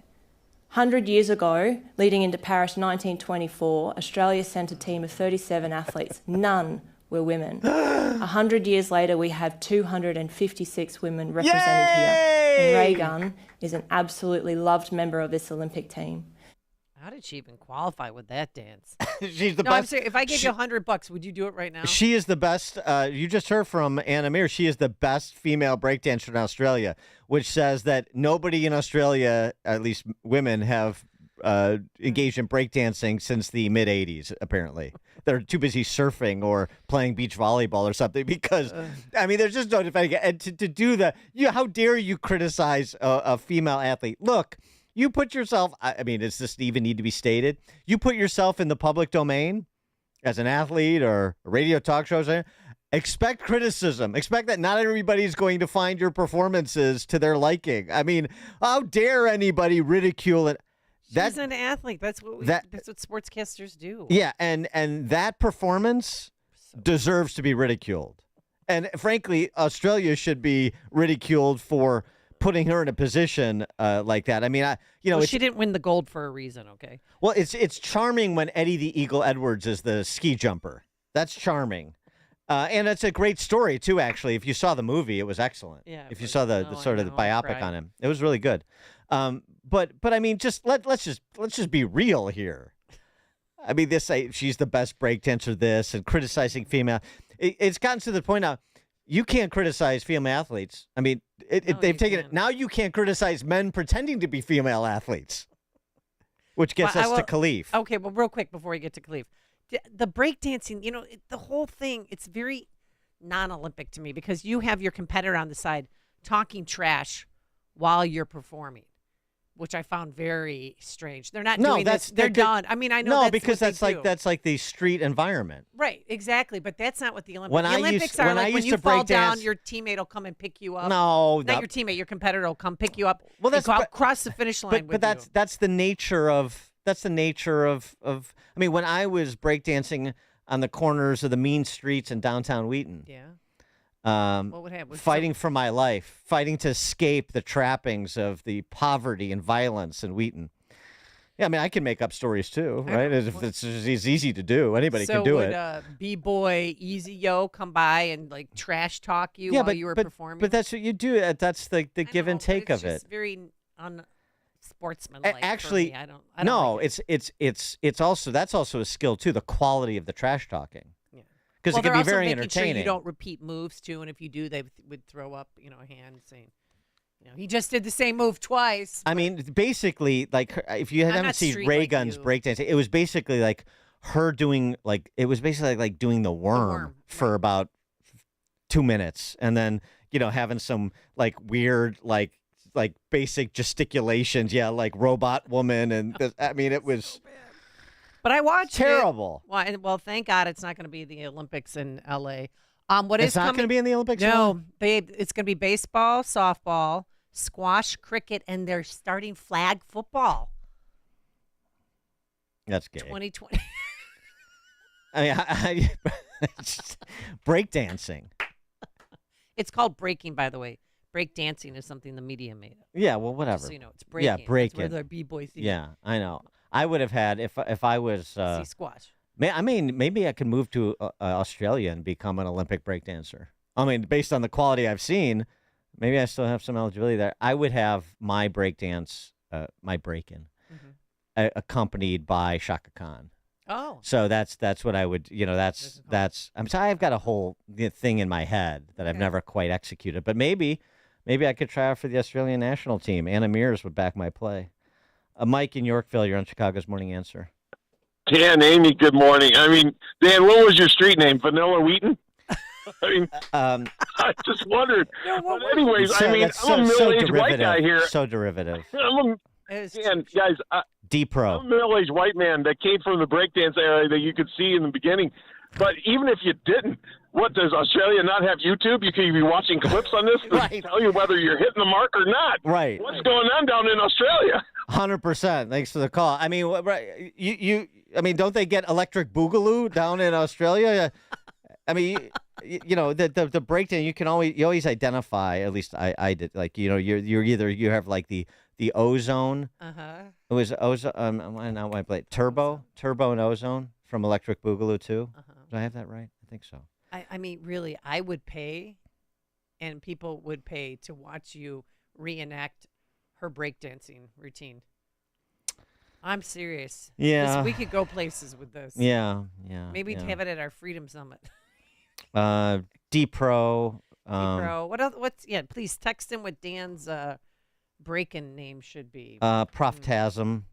Proftasm. Yeah, it's not bad. Yeah. Razzle Proftazzle. Yeah. That's all good. All right. And no pickleball as of, there's going to be. I need to have a pickleball name too. Yeah. Oh, yeah. Need to have that. Need to go a nom de plume for maybe pickleball. Maybe you could join a flag football team and be in the Olympic. Or what about cricket? Oh, I'm sorry. Cricket's there too. You could pick up cricket or squash. No. I'm trying to get you a gold medal and you're not even working with you gotta have sports that are well, first of all, they have to be popular in America. If they're not popular in America, then no. Squash is very popular. Well, it was popular in Europe when I lived in Spain. Yeah, cricket. Cricket. That's from 1902 was the last time I was in the Olympics. Yeah, well, there's a reason. Not that I've been studying this or anything. The question is, will female boxing be in the 28 games in L.A.? By the way, wonderful throw in the closing ceremonies to L.A. I mean, what? I loved it. I'm addicted. I'm gonna have Olympic withdrawals all day. Yeah, no, the closing ceremony was not bad at all compared to the opening ceremony. Well, compared to the opening ceremony, it was still weird though. It was a little macabre initially, but then when they throw to L.A. with 150 people they paid to be around that stage on the beach, and these brand new acts, these hot young acts like 60-year-old Anthony Kiedis and Flea, the Red Hot Chili Peppers, and Snoop Dogg. I mean, oh my God, please, singing songs from 30, 40 years ago. It's ridiculous. And then Billie Eilish. What? What? Oh, Weird. They're all going to be clamoring to be featured in the 2028 Olympics. I understand. I'm not talking about their interest. I'm talking about the artistic presentation. Red Hot Chili Peppers in their 60s, Snoop Dogg singing, with Dr. Dre. Yeah, from 30 years ago. Billie Eilish is not a beach concert artist. She sings these, sort of She was on a lifeguard stand at least. weird, maudlin, soft songs. I mean, right. Red Hot Chili Peppers to Snoop Dogg to Billie Eilish. And Venus Williams was the MC of that, and she needs to step up her game a little bit. Just the artistic direction. Matt in Birmingham, Alabama. My retort, if I was that reporter back to that Olympic person, would have been, well, goodness, I don't think the judges thought she was that great either because she scored 0 in both rounds. I know. I don't even know. But that's the thing. I don't know how she even qualified. Thanks for the comment. Text message, Amy, I'm with you. I'm going to miss track and field, cycling, and just seeing the sights and sounds of Paris and watching the best in the world compete every day. The backstories were well done, too. I got to say, NBC Sports did an excellent job. Looking forward to L.A. in 2028. Yeah. Well, just on the by the way, Khalif, the dude who won the gold in women's boxing, he filed a complaint over abuse due to his gender at Paris. Yeah, having just won a gold medal, he decided to lead a new fight that of justice, dignity, and honor. He contacted a firm, filed a complaint yesterday for acts of aggravated cyber harassment with the Anti-Online Hatred Center of the Paris Public Prosecutor's Office. Not that place. We'll talk to Dominic Green later in the show about it. But this crackdown on free expression in Western Europe and places like France and England is something that we should really take notice of. So unfair harassment. Again, all the controversy around this fighter. And you're only allowed to celebrate if it's consistent with the orthodoxy of the, prevailing majority. The prevailing majority being these identitarian mobsters, including, by the way, the IOC chairman Thomas Bach. Yeah, he had this to say on the issue of men in women's sports. Take a listen. Will you commit to a review of your guidelines on this matter, given the controversy about what's happened? We have said from the very beginning, if somebody is presenting us scientifically a solid system how to identify men and women, we are the first ones to do it. We do not like this uncertainty. We do not like it for the overall situation for nobody. So we would be more than pleased to look into it. But what is not possible is that somebody is saying, this is not a woman just by looking at somebody or by falling prey to a defamation campaign is this Kamala Harris? Not a credible organization. Here's the upshot of that word salad from Thomas Bach. We have no idea how to tell if somebody's a woman or not. Just do what the World Boxing Federation does, and they took a blood test. They both have XY chromosomes. There's no way to tell. That's how you tell. Just because they said they're women on their passports. There is no way to tell if somebody is a woman or a man. There's no way. There's no test for it. Okay. We haven't reached that place in human history where we can tell women from men. We just haven't reached it. Thomas Bach will let us know when we do. I mean, it's just, by the way, just a reminder. I was thinking about this because we had him on the show. William Bach, no relation, last name spelled differently. Former general counsel of the U.S. Anti-Doping Agency. Right, he was the lead investigator in the Lance Armstrong doping scandal. Remember, last year, he resigned from the NCAA Rules Committee over the sort of middling, mealy-mouthed policy statements on women and men playing women's sports like you just heard from the IOC Olympic chairman, Thomas Bach. It's really something. By the way, I got a great, my friend Matt Bergeron. Oh, I have a text message. This may be the winner. I may have to change D Pro to this. Wheat thin. Oh. Yeah, that's pretty good. Thank you very much for noticing my svelte.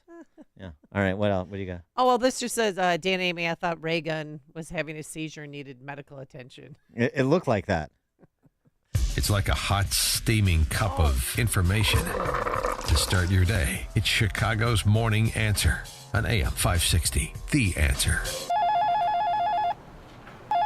Quick delivery service. What do you need delivered today? Hi, I'm trying to work through a last-minute to-do list for my boss. Can you deliver a hard drive to the Loop in Chicago? We can deliver that today. Okay, can you deliver 20 boxes to a client in Rockford? We can deliver that today. Can you deliver 12 pallets of tile to our customer in Naperville? We can deliver that today. Can you deliver a large envelope to Northbrook? We can deliver that today. Oh my gosh, I think my water just broke. Can you? We cannot deliver that. Quick Delivery Service delivers your package no matter the size. More than just a messenger service, Quick Delivery Service is a messenger and trucking service that can also provide scheduled routes for your daily delivery or your air shipment. Trucks are equipped to handle the load and provide ground-level service for same-day delivery. The Quick Delivery Service team of safe, licensed professionals can provide quick door-to-door service for your special delivery. QuickDelivery.com. That's QuickDelivery.com. We deliver that today. But we don't deliver this. From the Kendrick brothers, the creators of War Room. Miss Clara! It's hard for a woman to call out the man and her son. I just need some prayer support. We pray that the Lord will open Isaiah's eyes so that he could see himself the way that the Lord sees him. What kind of man do you want to be? Isaiah, welcome to The Forge. The Forge, in theaters August 23rd. Rated PG, parental guidance suggested.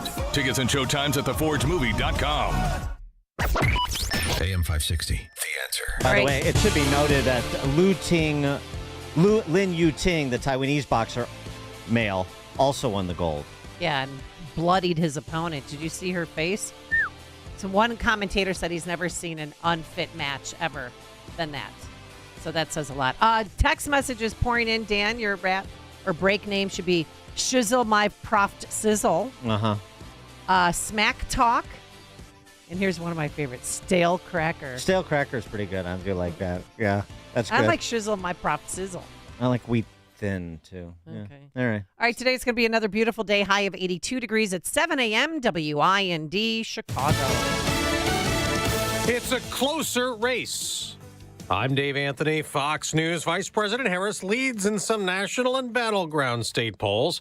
And Fox's Mark Meredith reports from the White House Democrats believe she has momentum a week before the convention. After Vice President Harris wrapped up a multi-state battleground blitz, and later this week she's going to be doing a joint appearance with President Biden. That's going to be happening in Maryland on Thursday. Over the weekend, Harris attended a fundraiser out west in San Francisco, reportedly raking in more than $12 million. But Republicans are critical the vice president has not done any interviews since taking over as the Democratic candidate. Trump campaign spokesperson Caroline Leavitt just told Fox, "It's beyond time that she does and answers for why she's flip-flopping on every single policy position she has ever held." President Biden dropped out of the race 3 weeks ago amid concerns about his mental fitness. He tells CBS Sunday Morning he feared being a distraction as congressional Democrats worried his campaign would hurt their elections. And I was concerned if I stayed in the race, that would be the topic. Former President Trump's filing a claim with the U.S. government for $100 million. That could set the stage for a lawsuit over the FBI raid of his Florida resort and the classified documents investigation. The former president is alleging his privacy was invaded and that he was maliciously prosecuted. A federal judge dismissed the classified documents case, ruling Special Prosecutor Jack Smith had been unconstitutionally appointed. Fox's Eben Brown. The U.S. is sending a guided missile submarine to the Middle East, along with more troops and military assets to defend Israel in case Iran attacks like it vowed it would after the killing of Hamas's political leader in Iran. Regional sources are concerned that an attack from Iran and its proxies could come in less than 24 hours. Overnight, Israel's defense minister Yoav Gallant spoke over the phone with his counterpart, U.S. Secretary of Defense Lloyd Austin, for the 7th time in recent days. That's Fox's Trey Yingst in Haifa, Israel. America's listening to Fox News. 61 degrees and sunshine this morning at 7:02 on AM 560. The Answer. Good morning. I'm Mike Scott. A 13-year-old boy was shot and killed Sunday on Chicago's north side. Chicago police say they responded to the 6,000 block of North Kenmore in the city's Edgewater neighborhood late last night to reports of a person shot. Officers then located the boy with a gunshot wound to the head. He was rushed to a nearby hospital and later died. A suspect has died after 2 were killed in a shooting at a suburban townhome complex on Friday night. Police say it happened at the townhomes at Highcrest. A woman and a child were able to escape. Police believe it's an isolated incident and there's no danger to the community. 5 University of Chicago graduates are receiving their diplomas after the university withheld them for taking part in pro-Palestinian protests that back Hamas terrorists. Sun-Times reports the grads got letters notifying them their disciplinary cases had been dismissed. In just over a week, the Democrat National Convention will get underway in Chicago. The build-out of the security perimeter is set to begin today. According to the Secret Service, the security perimeter includes 2 zones, one red for credentialed personnel only, and a yellow one open to the public but subject to new security checks around the United Center and McCormick Place. Cubs sweep out the White Sox with a 3-1 win Saturday. Today, Shota Imanaga starts for the Cubs against Cleveland, while Kai Busch will start for the White Sox as they begin a set with the Yankees. The news, a service of Valdecast Windows for the discerning homeowner looking for high-quality and professional-level window replacement service. Contact Valdecast Windows, your award-winning, platinum, elite, Pella-certified contractor. Valdecast.com. And a check of traffic and weather on the way next on AM 560. Dennis Prager sees another overreach from Biden. The federal appeals court just blocked President Biden's latest plan to transfer outstanding student loan debt to American taxpayers. These people, the way they lie and distort, the courts say he doesn't have the authority to end student debt. The Dennis Prager Show. Weekdays at 11, right before Charlie Kirk at 1 on AM 560. The Answer. Signature Bank is Chicago's fastest growing independently owned business bank. It's a bank where relationships still matter. Signature Bank knows your name and your story. I'm Dan Proft, and I know this because Signature Bank is my business bank. Hi, I'm Paul Jenkins, owner of Bancroft Architects and Engineers, a service-disabled veteran-owned small business providing design solutions for clients, including the VA. When looking for a trusted banking partner, Bancroft was lucky to find that partner in Signature Bank in 2015. With Signature, personal service goes beyond a login and a PIN number. My staff and I have the comfort of knowing that we're dealing with real people who know our business and care about us as individuals. Signature helped finance our new state-of-the-art facility, and Bancroft looks forward to further expanding business opportunities for disabled veterans and historically disadvantaged communities. Signature Bank is looking for their next success story. To learn more about turning your business vision into reality, visit signaturebank.bank. Signature Bank, helping local businesses succeed. Member FDIC, Equal Housing Lender. In these crazy times, there's peace of mind in security. Security for our country, for our leaders, security for our families. You are not financially secure if all your eggs are in one basket. Gold and silver are an excellent way to diversify your savings. They're a hedge against inflation. They're a physical asset that is in high demand globally, from the wealthy to central banks. Investing some portion of your savings in gold is a smart way to help protect the value of what you've saved. And through our friends at Birch Gold Group, you can own physical gold and silver in a tax-sheltered retirement account. That's right.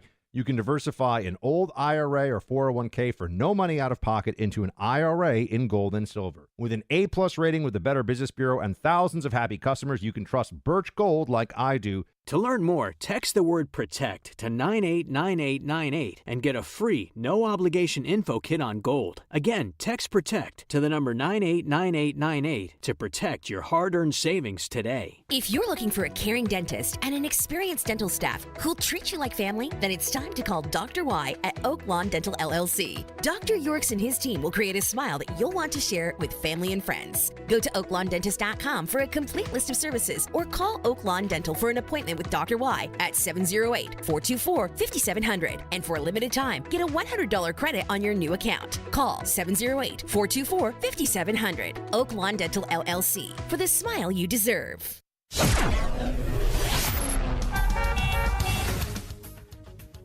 7:07, let's get an update on the roads. in our Team Hochberg Traffic Center. Eden's on the inbound side. You're jammed up Foster to Montrose. Outbound remains shut down between Old Orchard and Lake due to an overturned vehicle being righted right now. And there is a detour set up eastbound on Old Orchard to Skokie Boulevard and back to Lake Avenue to get you back on to the Edens outbound. But right now that travel time is well over 1 hour and 10 minutes. Kennedy 43 O'Hare into the Burns Circle interchange. Accident on the Stevenson with a left center lane block right as the accident scene is being cleaned up inbound. At Central, Bishop Ford, accident, left lane block at 130th. That's I-94 inbound. Chicago's Morning Answer with Dan and Amy continues next. Now your official Chicagoland weather forecast with Steve Williams. Today, intervals of clouds and some sunshine. Our high today at 82. Partly cloudy for tonight, low 64. Partly sunny, nice day tomorrow, and the high at 83. Sun and clouds, another nice day on Wednesday, the high 84. I'm Steve Williams on AM 560, The Answer. 61 right now. Next news at 7:30. Chicago's Morning Answer continues next on AM 560, The Answer. Now, from the Signature Bank Studios. This is Chicago's Morning Answer with Dan Proft and Amy Jacobson on AM 560. The Answer.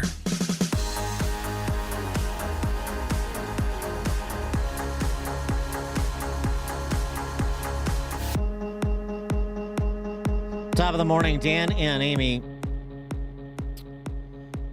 Former Scotland First Minister Humza Yousaf.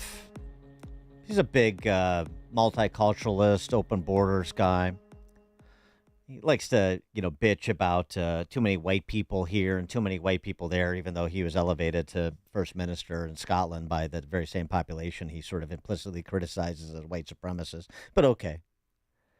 He had this to say. I mean, he's gone out against Elon Musk, and Elon Musk is a danger to comity in Western Europe because of his statements on open borders policies. Yousaf had this to say recently about this quote-unquote anti-immigrant sentiment in Europe. It's not anti-immigrant, just like it's not here. It's anti-open borders. It's anti-mass immigration, no vetting, no real vetting possible, and all of the societal ills that come with that because you don't have a sensible immigration policy. That's not anti-immigrant. That's pro-common sense. But here's his diatribe on the topic. That 99% of the meetings I go to, I'm the only non-white person in the room.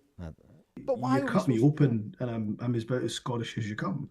But the truth of the matter is, I don't know whether the future for me and my wife and my 3 children is going to be here in Scotland or the United Kingdom, or indeed in Europe and the West, because I have for some time really worried about the rise of Islamophobia. I wrote a column about it actually just about a month ago, the rise of the far right driven by Islamophobia in Europe, UK, and the West.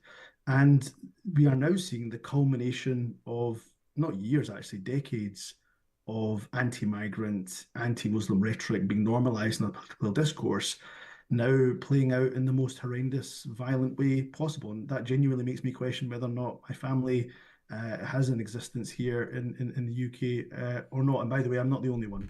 I've had hundreds of messages from the Muslim community saying the exact same thing. Yeah, I don't know what that means. There's not specifics there. There's sort of just general, we're under threat, and there's Islamophobia, the general accusations, so you don't need to provide specific evidence in support. But I do have this. I have the UN Undersecretary for Counterterrorism, hardly a tool of the right.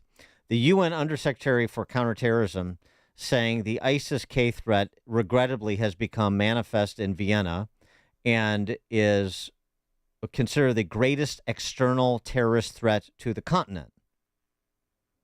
The greatest external threat to the continent, ISIS, reemergence in the wake of this terrorist plot in Vienna at a Taylor Swift concert that was thwarted. So it's not Islamophobia.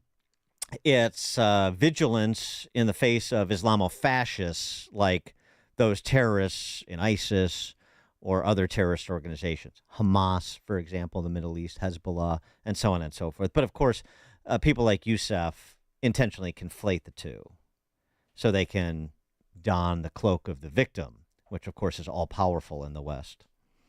For more on the topic and many others, there is much going on in the international arena. We're pleased to be joined by Stephen Bucci, who served America for 3 decades as an Army Special Forces officer, top Pentagon official, and is a visiting fellow at the Heritage Foundation's Allison Center for Foreign Policy Studies. Steve, thanks for joining us again. Appreciate it. Oh, it's always my pleasure. Thank you for having me back on the show. So what about that? I mean, not just Youssef's comments; those are not particularly original, but the against the backdrop of this sort of emerging or re-emerging threat posed by radical Islamist terrorist groups like ISIS. Well, that threat is real. It's frankly never gone away. It kind of waned for a little while. Now it's back in full force, frankly, greatly enabled by people who portray the situation as, you know, oh, poor us, we're the victims here in the evil West who's so racist and Islamophobic, and it's all on them. But then if you look at the coverage of the events going on in the streets in these Western countries, in the UK, in France, the only people who are doing damage, who are attacking other people, who are screaming for jihad or global intifada, are the Islamofascists, as you just pointed out, and they get a pass. The police don't touch them. They don't arrest them. They just, well, you know, you need to back off a little bit. You're offending them by you being here, holding up a sign that may say, you know, I support Israel, or, you know, I support my own country, that you are in this, in your demonstration, you're saying needs to be torn down. So suddenly having any opinion that disagrees with these folks, you become a criminal. And in the UK in particular, with the new government, it is really scary that some of the things that they're claiming to do. I don't know if you guys saw it, but over the weekend, a high-ranking police official in the UK said that he was going to start indicting Americans who said things online and demanding that they be extradited to be prosecuted in UK if they said anything that was what we would consider woke or you know, politically correct, or politically incorrect, excuse me. If they did not say things that were woke or politically correct, then they would be prosecuted. It's like, wait a minute, we don't even live in your country, you know, and that's what the police officials, not some guy in the street, but officials of these countries, there is something seriously wrong internally with many of our European allies right now, and it's tied to the proliferation of not just immigration, but immigration of radical Islamists, the political kind, I'm not talking religion here, that's a political position. They are using the freedom and the openness of the West and the United States to push a radical Islamist agenda. Well, and in the United States, too, I mean, just to fold the United States in, we have some of the same problems as you were sort of alluding to. For example, Chuck Grassley wants to know how a lookout qualified person of interest from Iran who was part of an assassination plot against Donald Trump was allowed into this country, because this guy was this is an official designation, as you know, but lookout qualified person of interest. he was still granted parole by the feds to come into this country, and he was part of an assassination plot against Trump. Yeah, that's right. I mean, they are so over the top sensitive to these folks that they all get a pass. It doesn't matter how much evidence we seem to have of their malintent in doing something evil here in our country or in these other Western countries. So they just, oh, yeah, but we can't touch them. They're now a privileged class who they can say or do whatever they want. And other people who might be patriots in their country, they're suddenly the problem. Like Tulsi Gabbard, who's being followed around by federal law enforcement, apparently. Yeah, I mean, and she was an icon of the anti-gun community, at least, which is generally on the left. After her shooting, they treated her not just as a victim of the crime, but as a symbol of the need to, disarm the American public and to get rid of the Second Amendment. Her husband. No, we're talking Tulsi Gabbard. No. Tulsi Gabbard, not Gabby Giffords. I'm sorry. The story about Tulsi Gabbard and federal marshals following her around when she travels. Yeah, correct. I'm sorry. My brain got ahead and my mouth kept up with it. You're right. Here's a woman who had been a member of Congress. The left didn't like her because she suddenly, said, "Wait a minute, you guys are too far gone. I'm going to have to switch my positions," and she becomes a target. That's wrong. That is the weaponization of our justice system, our Justice Department. It's just crazy. She has not said anything anywhere that I have read that would even be vaguely seditious. She's an American patriot. She served this country in uniform, and she has a platform because she's a former Democrat who is now speaking in a different direction, and that scares the heck out of the left because she doesn't fit the profile that they have defined for a female Democrat. Well, yeah, she had the audacity to tell the truth that, she said that Kamala Harris would essentially be a mouthpiece and puppet to the military-industrial complex. And the next day, July 23rd, boom, they retaliated against her. Yeah, it's sad, it's wrong, and it has to stop. Well, somebody's going to have to stop it because it's not going to stop itself. That's pretty clear. Just speaking of Iran, military exercises in Western Iran, are we spoiling for the Iranian-Israeli war here in the near term? It's probably several things. One, I'd rather see the Iranians doing exercises than shooting missiles and drones at Israel. I think, though, this may be their fallback position. I think they were preparing to do another physical attack. So remember the last time it didn't work out so well for them. It was a massive failure. I think the Israelis somehow reminded them of the last time they did it. The quote retaliation that Israel chose was completely symbolic. They blew up a facility in a very secure area that really was kind of meaningless, but basically sent the message, if we could get this place, we can get a lot of other places too. So back off. Right, but I know they obviously have to contemplate Israel first and foremost, but they must be looking at America and feeling like whatever's going on there, that you've got a government on autopilot, not paying particularly close attention to us, and also taking a relatively dovish position towards us too. Maybe now's the time to strike as opposed to later. Well, and that's the dangerous part, because you and I don't know what the Biden-Harris administration's position is towards Israel. It kind of changes day to day. It gets weaker every time they change back and forth. Surely the Iranians don't know. But if they make the wrong guess and say, well, this is the chance to do it, then Israel is in much more danger than they should be. The deterrence message towards Iran from the United States needs to be clear and unambiguous and powerful, to let them know that if they do this, they're going to pay a price inside Iran from the Israelis, from America, and from the Sunni Arab countries around them. They're not getting that message yet, mainly because the Biden administration, if that's anywhere in their thought process, they're not letting anybody know about it, other than the movement of the fleet into the vicinity. That's a good move, but not necessarily a sufficient one. All right, another problem area, Venezuela.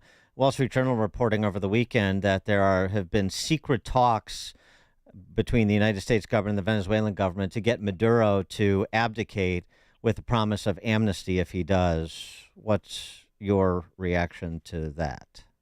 I don't know if that's true. I can't believe the Biden administration has enough chutzpah to do that, or that Maduro would think it was a credible negotiation. I would love to see Maduro out of office. I don't think giving that man amnesty is appropriate. He has killed his own citizens. He has been a complete and utter dictator since he got into office, and he's a bad person. I think we should say, all right, if he walks out, we won't prosecute him internationally, but the Venezuelan people, you get to prosecute him. Giving him complete amnesty, I think, is wrong. Yeah. I mean, what if maybe we could just give him free college tuition like we do any other illegal immigrant? Well, in Minnesota, yes. Yeah, maybe that would be. Help him open up a business, that'd be okay. Yeah. Hey, so, since you were Army Special Forces, I feel compelled to ask for your expert opinion on the Walz military service controversy. I mean, is this a case of stolen valor? It's complicated. One part, the thing about him not deploying with his unit, it's a couple parts. Bear with me. I'll get to the gist of your question in just a second. He served 20 years. At the 20-year mark, they had gotten the notification about the deployment. He put in retirement papers, and they let him retire. That, while it bothers me as a leader to see a senior NCO do that right before deployment, if he was that critical to the unit, they would have done a thing called a stop loss. They would have said, sorry, your papers are rejected. You're required for this upcoming event. You have to stay and go with the unit. They didn't do that. So obviously the superiors thought, okay, he's retired. Let him get out of here. He's not worth that much anyway. Yeah. The other That's part believable. that's really bothersome is the number of times he's talked about being in Afghanistan in combat, carrying a combat weapon. All of that stuff are utter lies. And that is stolen valor. That is portraying himself. Now, look, he served supposedly honorably for 20 years in the Guard. I have no problem with that. I've worked with Guard people extensively, both when I was in uniform and out. They're great folks for the most part. But if you didn't do what you are saying you did, that's wrong, particularly for a senior NCO who's supposedly a leader. So that needs to be shouted from the rooftops that this man in a position of political power got there in large part by lying about his military record. And to my knowledge, he hasn't said, you're right, I exaggerated, I apologize. I mean, at least Hillary Clinton in her book, when she talked about getting mortared in Sarajevo, said, well, yeah, I may have misremembered that. No, you lied, but okay, at least she admitted that it was incorrect. This guy hadn't done that either. Oh, he's not going to either. I wanted to get your take on one more thing. There's so many theaters we have to go through here, but Ukrainian forces advanced across western parts of Russia's Kursk region, a surprise attack that led Russia to evacuate parts of a second region next to Ukraine after Kyiv sharply increased military activity near the border just days after its biggest incursion into sovereign Russian territory since the start of the war. So what does that tell us about the state of that war between Russia and Ukraine? I mean, as Is Ukraine still hanging in there? Are those death throes? What do you think? I would love to say it's showing that Ukraine is still full up and ready to go and is now taking the war to the aggressors. I'm concerned that there could be an element of desperation here. They are, running out of steam, running out of motivation within the country, and they're trying to, by taking the war back to the Russians, they're trying to stir up that motivation again among their own people, and we won't know that yet. I don't know which one of those two possibilities it is, but I have to tell you, I'm not sad that Russia is at least finally paying a direct price for their aggressive behavior. I feel badly for the Russian citizens that have been hurt. From what I understand, though, the one missile that hit a civilian building wasn't aimed at that. It was shot down by the Russians en route to whatever the target really was, and it landed on top of the building and hurt the civilians. So right now, at least the Ukrainians are not doing what the Russians were doing to them, which is directly targeting clear civilian targets like apartment buildings and shopping malls. But we'll have to see where this goes in the next couple of weeks. Stephen Bucci served America for 3 decades as Army Special Forces, an officer, as well as a top Pentagon official. Now a visiting fellow in the Heritage Foundation's Allison Center for Foreign Policy Studies. Stephen, thank you as always. Sure thing. Thanks for having me. And sorry about the misrepresentation of the lady. It's going on your permanent record. There's nothing we can do about it now. Man, I tell you, that was a bad one. That's all right. And he joined us on our turnkey.pro answer line.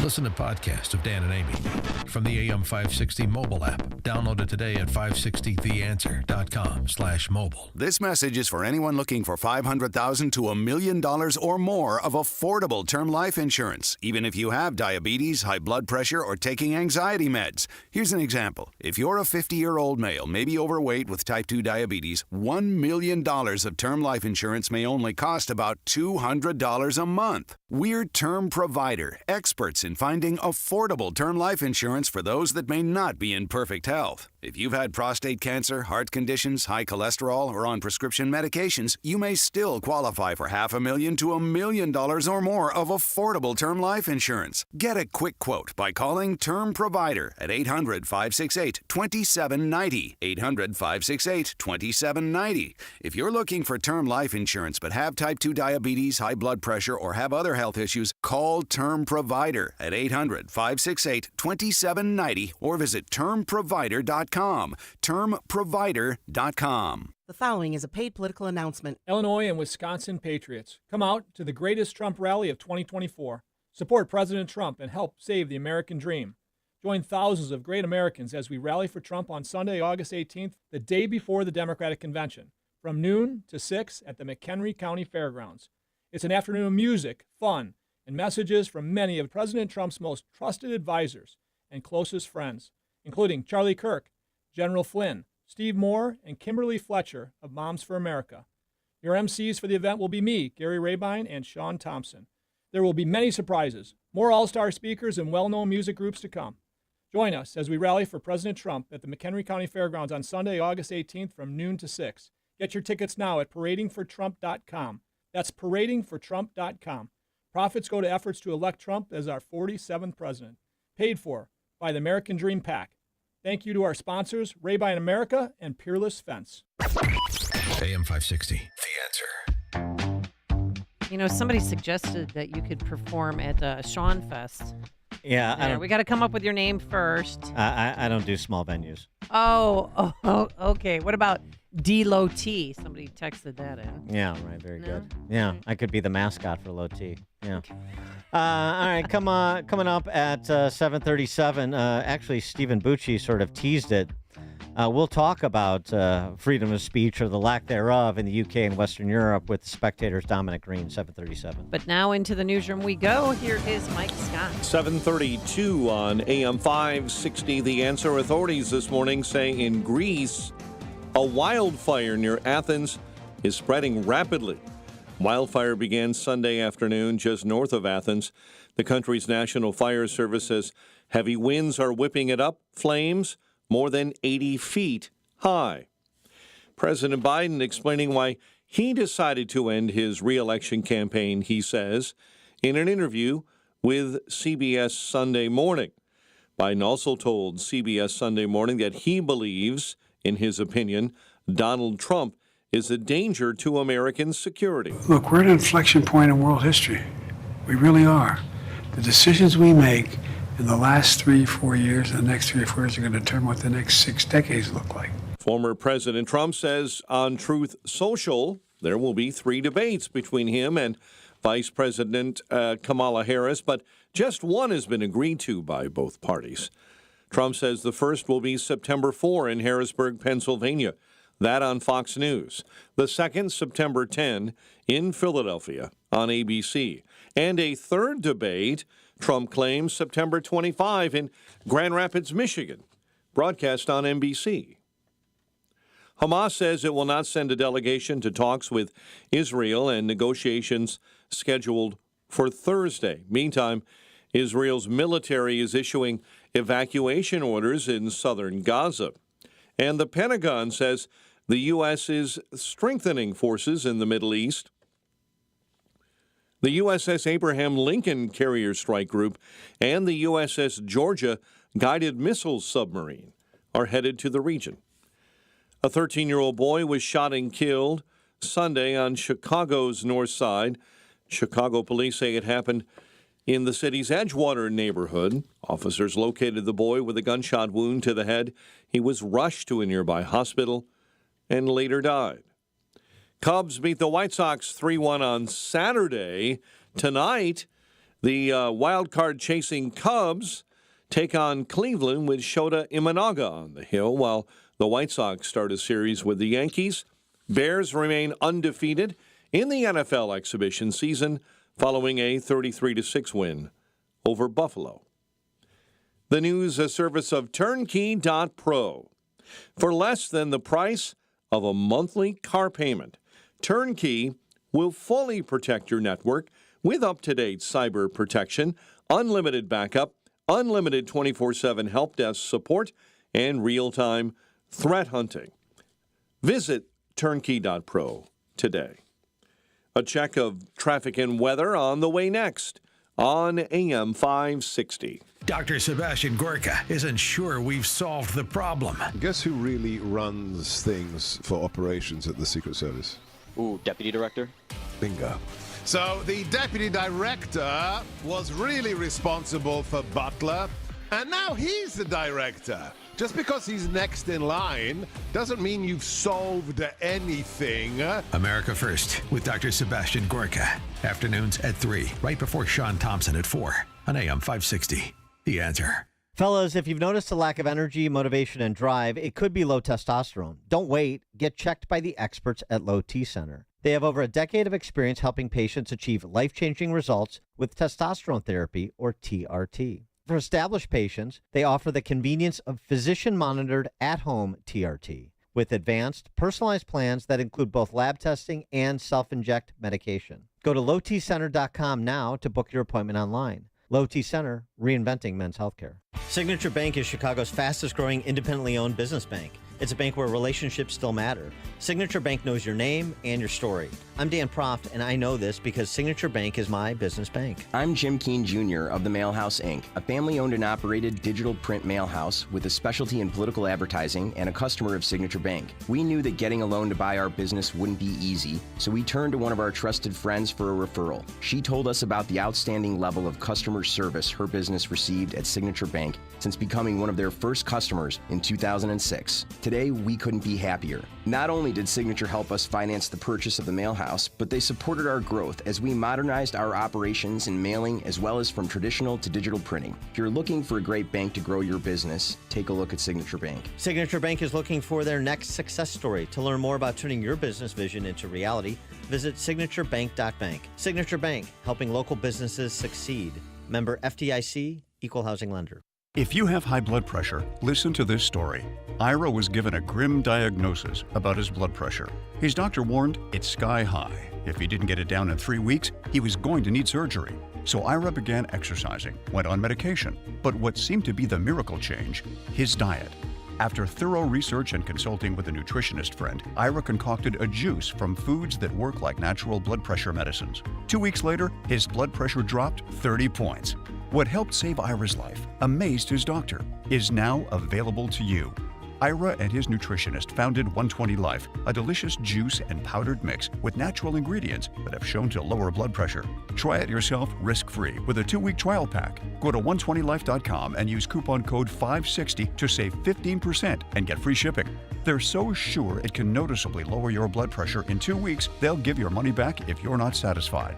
Order now, 120life.com. Use coupon code 560 at checkout. When your home or business has an insurance claim, the next step is very important. The claim process with insurance can be tedious, hard to understand, and difficult to navigate. You need someone working for you. You need a licensed claim adjuster. Why? The insurance company will send out their inspectors that work for them, get paid by them, and represent them, not you. This is Dan Lights from Crosscom. We inspect your property, file your claim, negotiate the damages, and maximize your settlement with your insurance company. If we complete the repairs approved by your insurance company, our service is free. Crosscom Public Adjusters has turned denied claims into approved claims. We've also increased insurance claims anywhere from 23 to 1,000%. We are licensed by the Department of Insurance and work in Illinois, Northwest Indiana, and Southern Wisconsin. Crosscom Public Adjusters, 630-871-5500. Online at crosscominc.com. That's crosscominc.com. Crosscom, building trust for over 20 years. Think O'Reilly Auto Parts for all your car care needs. Get the parts and service you need fast from the professional parts people at O'Reilly Auto Parts. 62 degrees at 7:39. Let's get an update on the roads. Team Hochberg traffic center time. Now, the outbound Edens, they've sort of righted that overturned vehicle. Still kind of tipped, but it's off to the side, so lanes are opened up now on the outbound Edens near Lake Street, and things are getting a little bit back to normal on the outbound Edens for the first time this morning. Inbound Kennedy 49, O'Hare into the Burns Circle interchange. Delays on the Tri-State, jamming up northbound right at Roosevelt Road. An accident has just been cleared from the exit ramp. That's eastbound Reagan, I-88 to the Tri-State Tollway. You've got slow traffic all the way from Roosevelt. Chicago's Morning Answer with Dan and Amy continues next. Now your official Chicagoland weather forecast. Clouds and sun today, high 82. Partly cloudy, a low of 64 overnight. Partly cloudy and 61 at O'Hare. Your next news update is at 8. Chicago's Morning Answer continues next on AM 560, The Answer. Now, from the Signature Bank Studios. Only the biggest stories, only the biggest guests, and only the biggest opinions. This is AM 560, The Answer.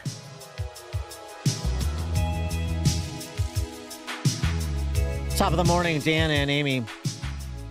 Stephen Bucci mentioned it in our conversation just recently concluded pre the newscast from Mike Scott.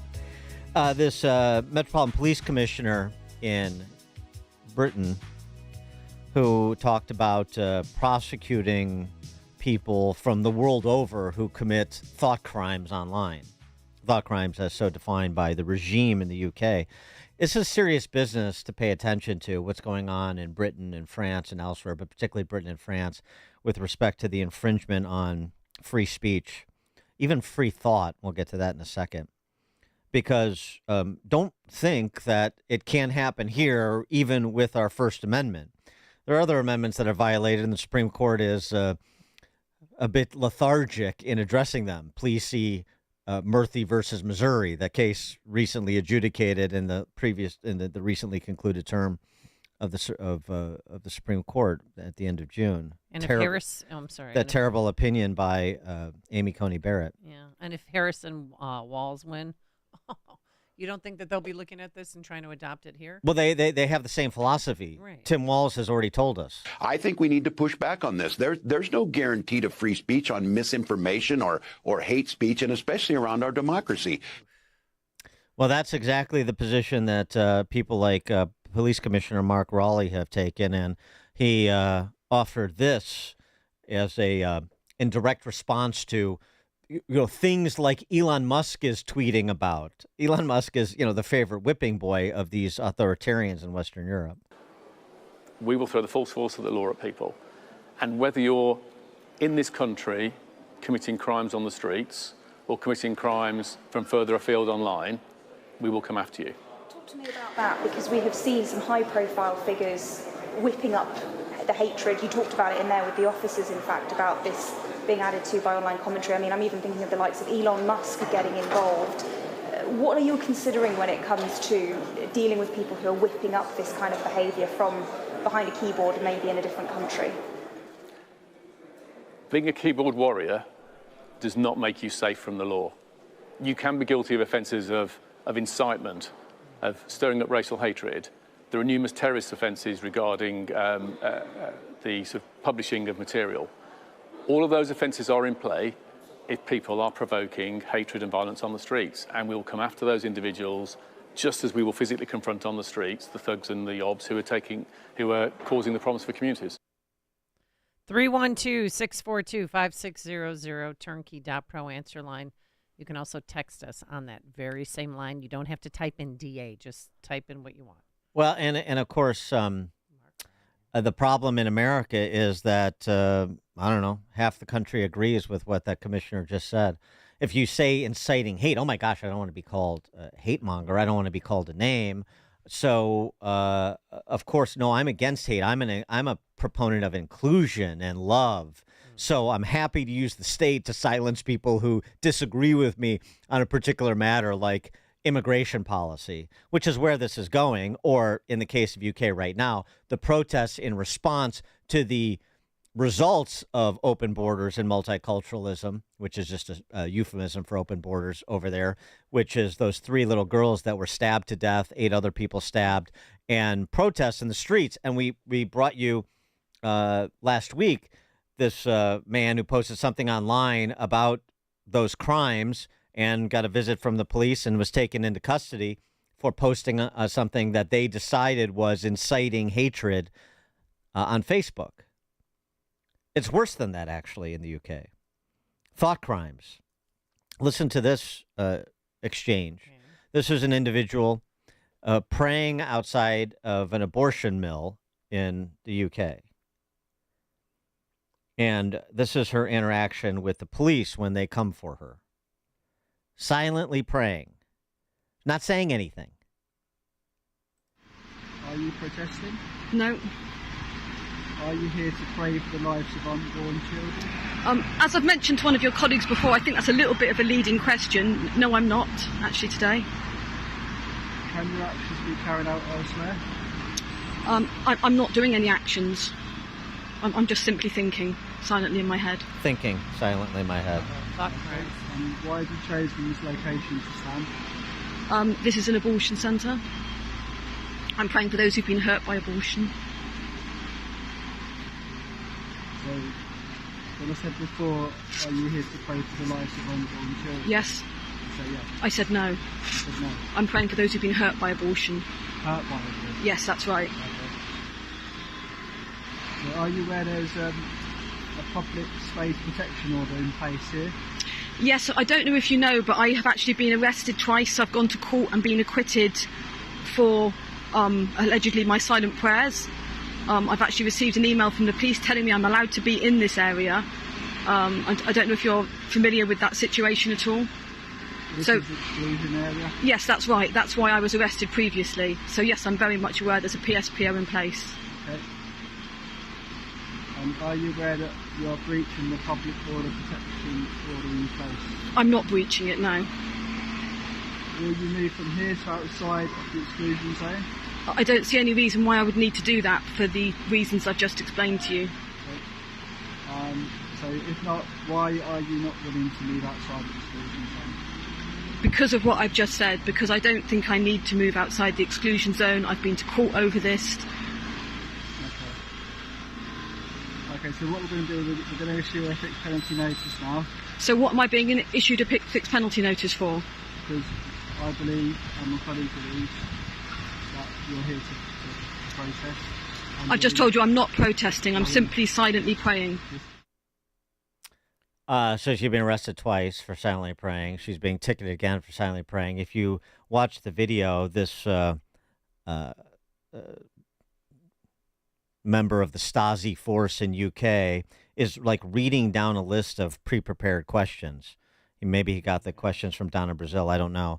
But it's just one after the other. I'm not protesting. Are you protesting? No, I'm not protesting. Well, you're protesting. We're giving you a ticket for protesting. Do you know you're in an exclusion zone? I'm not in an exclusion zone. I have an email from previous litigation on the topic, previous charges and acquittals on the topic. It doesn't matter. Our colleagues and I have determined, the Gruppenführer and I have determined that you're in violation. A thought crime. Silently praying. Did you hear what he said?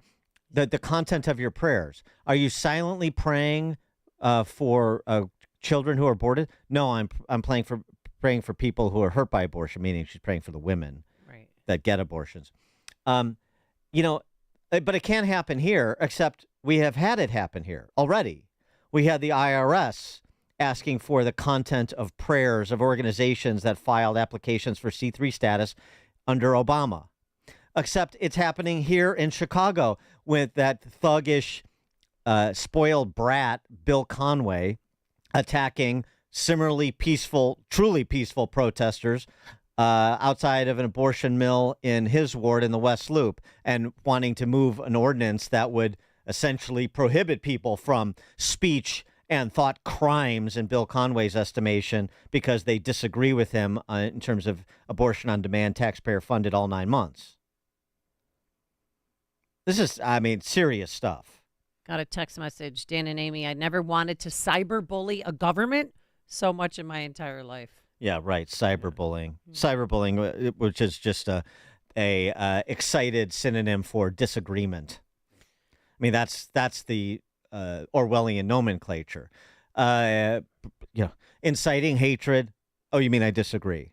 Cyberbullying. Oh, you mean I disagree? That's what this is.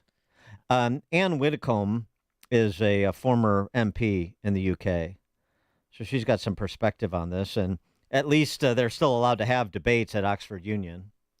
For now. Yeah. This is her riff on the importance of free speech in the UK, even though they don't have our First Amendment-like protections. Normatively, any free society is predicated on the ability to freely think and speak, of course. Again, just make sure you register that. Silently praying. I want to know what you're silently praying about. Silently praying, but you're silently praying too close to an abortion mill, according to us. Lunacy. Anne Widdecombe. Nobody has the right to live their lives being protected from offence or from insult or from hurt feelings. It is an occupational hazard of living in society. And if you really can't take it, become a hermit.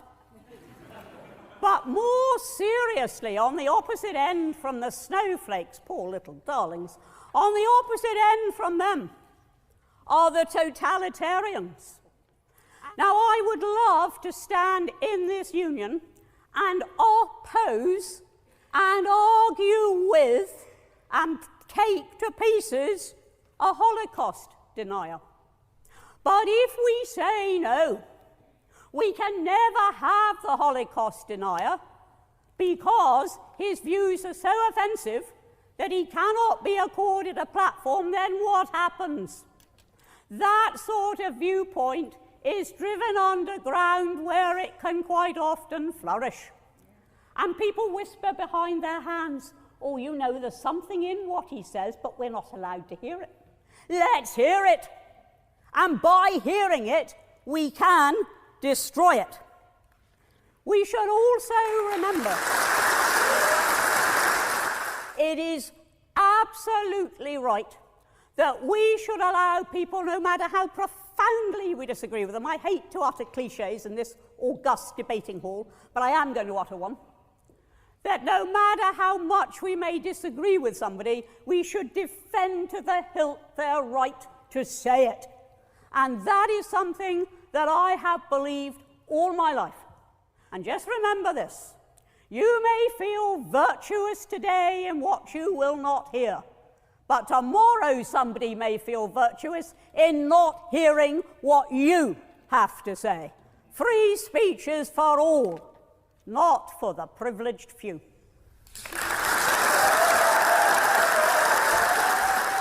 Well, we're going to see which philosophy wins out, aren't we? Because certainly the philosophy that Whitcomb describes is under serious assault in the UK by the government. Kurt and Lamont, you're on Chicago's Morning Answer. Yeah, hi, Dan and Amy. So, once freedom of speech is gone, freedom's gone. And then it's not coming back.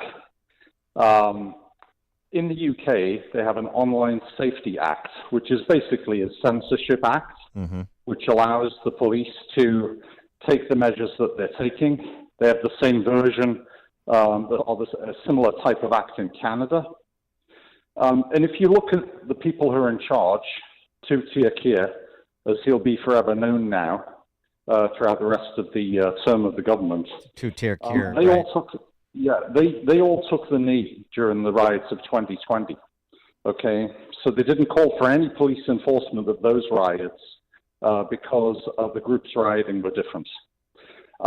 Similarly, when the riots happened in Leeds, there were thousands of people on the street. There were very few people who were arrested. There was a bus burned out and a police car set on fire.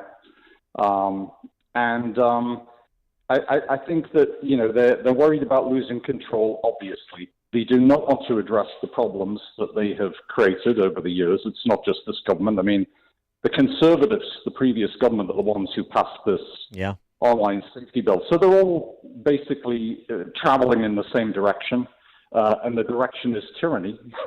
So I think we all have to be very aware of this. The comments that Walz made are quite chilling.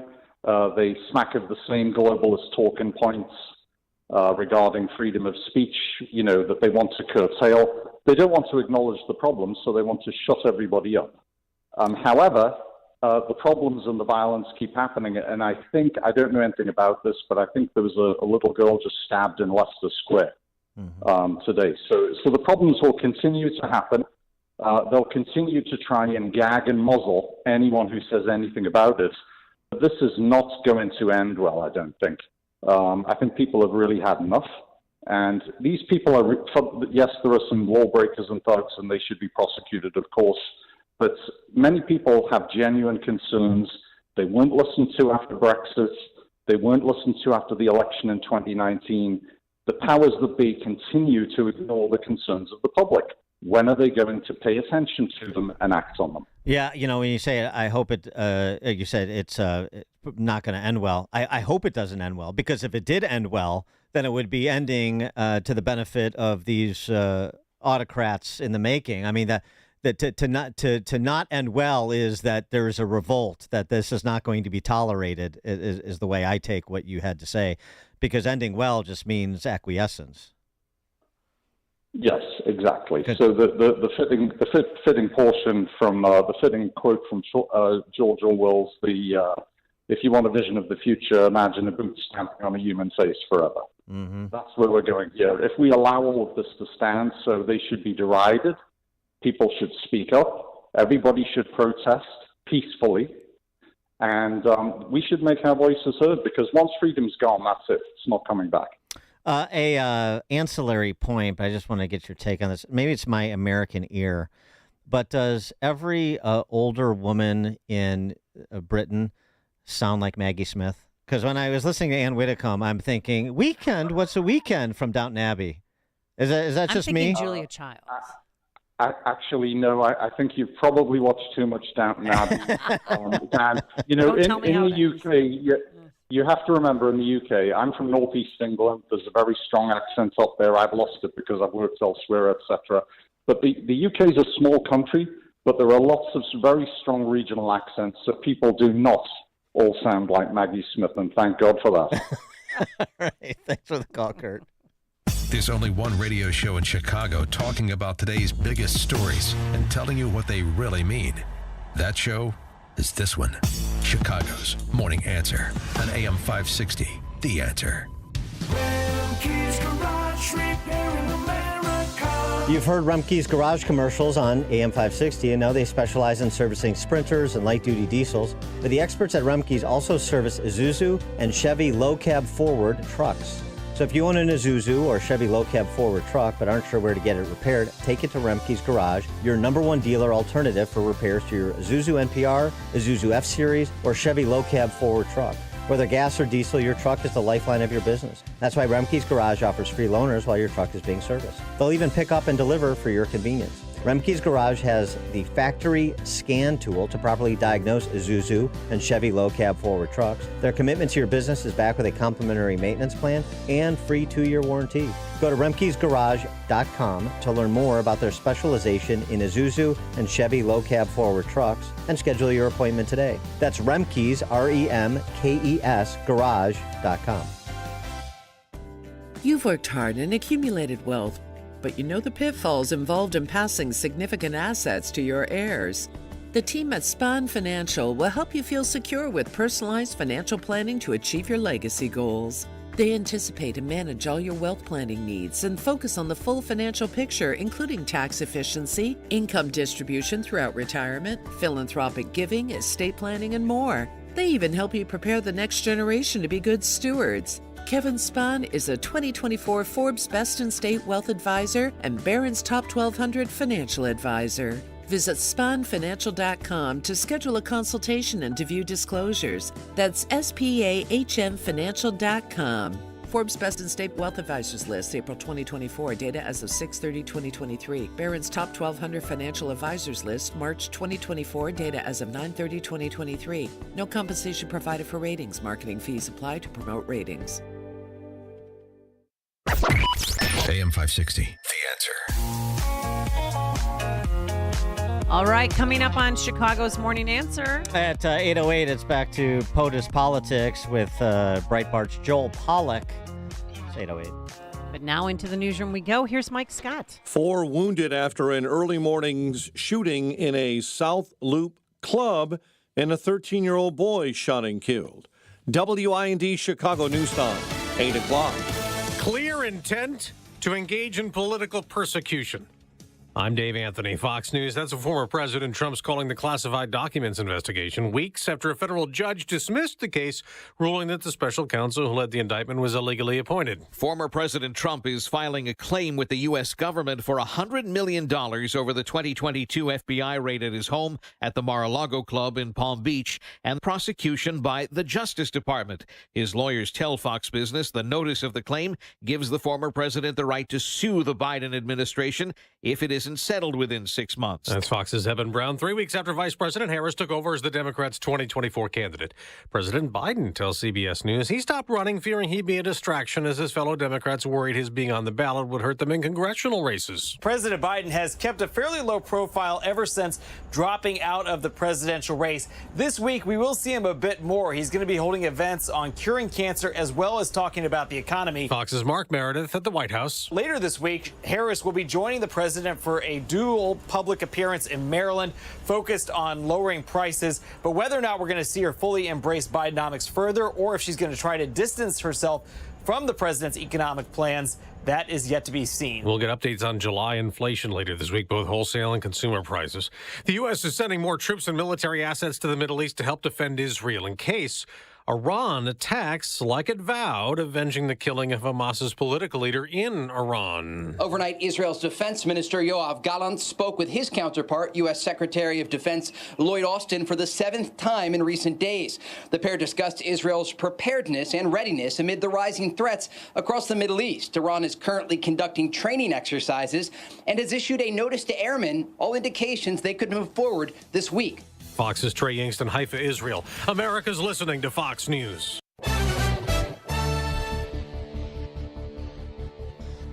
62 degrees at 8:02 on AM 560. The Answer. Good morning.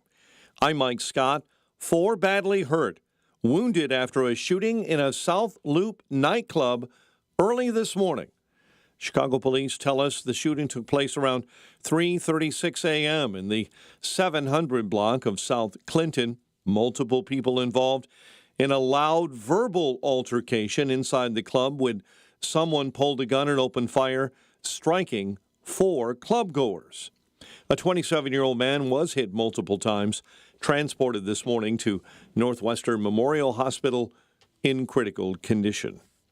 A 13-year-old boy was shot and killed on Chicago's north side. According to Chicago police, the officer responded to the 6,000 block of North Kenmore in the city's Edgewater neighborhood around 8 p.m. Officers then located the boy with a gunshot wound to the head. He was later taken to the hospital in critical condition and passed away. A teen is recovering after being shot near the Bud Billiken Parade on Chicago's South Side over the weekend. And in just over 1 week, the Democrat National Convention gets underway in Chicago. The build-out of the security perimeter is set to begin today, according to the Secret Service. Cubs swept the White Sox with a win on Saturday. So the Cubs right now are 1 game below 500, but are chasing 4 teams for the final spot in the wild card chase. Shota Imanaga takes on Cleveland tonight, while the White Sox start a series with the Yankees. The news, a service of almostfreeteeth.com. Overpaying for dental implants is over. If you have a Blue Cross Blue Shield, PPO, or FEP, you could save 90% off on average to get your smile back. Learn more and check if you qualify at almostfreeteeth.com. 8:04, time for the AM 560 Business Beat, a service of Signature Bank. Visit signaturebank.bank for all your commercial banking needs. Now the latest from the Fox Business Network. I'm Liz Clayman, and this is the Fox Business Report. KeyCorp shares are up nearly 17% after the Bank of Nova Scotia revealed plans to invest about $2.8 billion in KeyCorp. It will own nearly 15%. Bank merger deals have been mostly on hold because of uncertainty around interest rates. MarketWatch says now that an interest rate cut is anticipated, it's becoming easier to manage potential merger deals. OPEC is slightly trimming its forecast. It anticipates global demand will remain at healthy levels, though it sees China remaining soft. Barrick Gold's earnings rose in the recent quarter. The stock's up more than 2%. Cisco Systems is expected to cut thousands of jobs. Reuters is reporting Cisco is shifting focus to cybersecurity and higher growth areas. That's your Fox Business Report. I'm Jenny Cosola. Invested in you. Charlie Kirk explores the VP choice. Now, on paper, you'd think that a Midwestern governor like Tim Walz, he's like a folksy Midwesterner. Served as a member of Congress, governor of Minnesota. He's the safe pick. He's the safe pick if you want to now be described as the most liberal ticket in American history. It's effectively like choosing Bernie Sanders, and that is not an exaggeration. The Charlie Kirk Show. Afternoons at 1, right before Sebastian Gorka at 3 on AM 560. The Answer. Do you have jewelry with sentimental value that needs repairing? Hi, it's Mike Gallagher. I'm a customer of family-owned Roland's Jewelers in downtown Libertyville because it's a place I trust. Their in-house master jeweler does impeccable work, and jewelry comes back repaired in perfect condition and looks the same as the day you bought it. That's a great feeling. Roland's also specializes in custom design. They'll work with you every step of the way to make your dream jewelry idea come to life. The Roland's family is expertly trained to give you outstanding customer service, earning 5-star Google ratings. Now that's impressive. Visit Roland's Jewelers' beautiful showroom in downtown Libertyville for all of your jewelry needs. Visit RolandsJewelers.com. That's ROLLANDS Jewelers.com, or call or text them at 847-918-7300. 847-918-7300. Roland's Jewelers, a family-owned jeweler you can trust.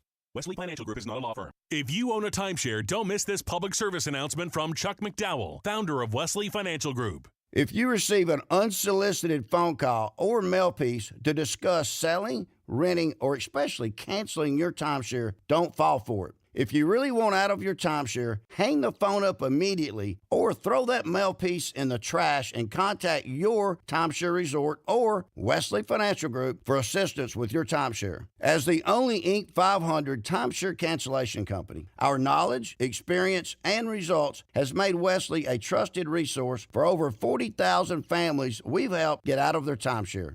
Give us a call, and I'll send you our timeshare exit information kit free with the straight facts about your timeshare and all of your options for cancellation. Call for your free info kit, 800-839-8484. 800-839-8484. 800-839-8484. In these crazy times, there's peace of mind and security. Security for our country, for our leaders, security for our families. You are not financially secure if all your eggs are in one basket. Gold and silver are an excellent way to diversify your savings. They're a hedge against inflation. They're a physical asset that is in high demand globally from the wealthy to central banks. Investing some portion of your savings in gold is a smart way to help protect the value of what you've saved. And through our friends at Birch Gold Group, you can own physical gold and silver in a tax-sheltered retirement account. That's right. You can diversify an old IRA or 401k for no money out of pocket into an IRA in gold and silver. With an A-plus rating with the Better Business Bureau and thousands of happy customers, you can trust Birch Gold like I do. To learn more, text the word PROTECT to 989898 and get a free, no-obligation info kit on gold. Again, text PROTECT to the number 989898 to protect your hard-earned savings today. 8:09, let's get an update on the roads. In our Team Hochberg Traffic Center, in this update of traffic is the service of the Shingle Company. We've all heard about the dangers of climbing on sloped roofs lately. Well, you can rest easy with the pros at the Shingle Company. You're unafraid of slope roof experts. Contact them at theshingleco.com. That's shingleco.com and inquire about their low price guarantee. Kennedy right now at 50 minutes, O'Hare into the Burns Circle interchange. The outbound Edens, an earlier crash is cleared, but you still have delays between Toohey and Glenview Road this morning. Slow on the Tri-State northbound right at Roosevelt Road. Delays as you travel on I-80 from an earlier accident westbound right at Briggs. Chicago's Morning Answer with Dan and Amy continues next. Now, your official Chicagoland weather forecast with Steve Williams. Today, intervals of clouds and some sunshine. Our high today at 82. Partly cloudy for tonight, low 64. Partly sunny, nice day tomorrow, and the high at 83. Sun and clouds, another nice day on Wednesday, the high 84. I'm Steve Williams on AM 560, The Answer. Partly cloudy and 61. Next news at 8:30. Chicago's Morning Answer continues next on AM 560, The Answer. Now, from the Signature Bank Studios, this is Chicago's Morning Answer with Dan Proft and Amy Jacobson on AM 560, The Answer.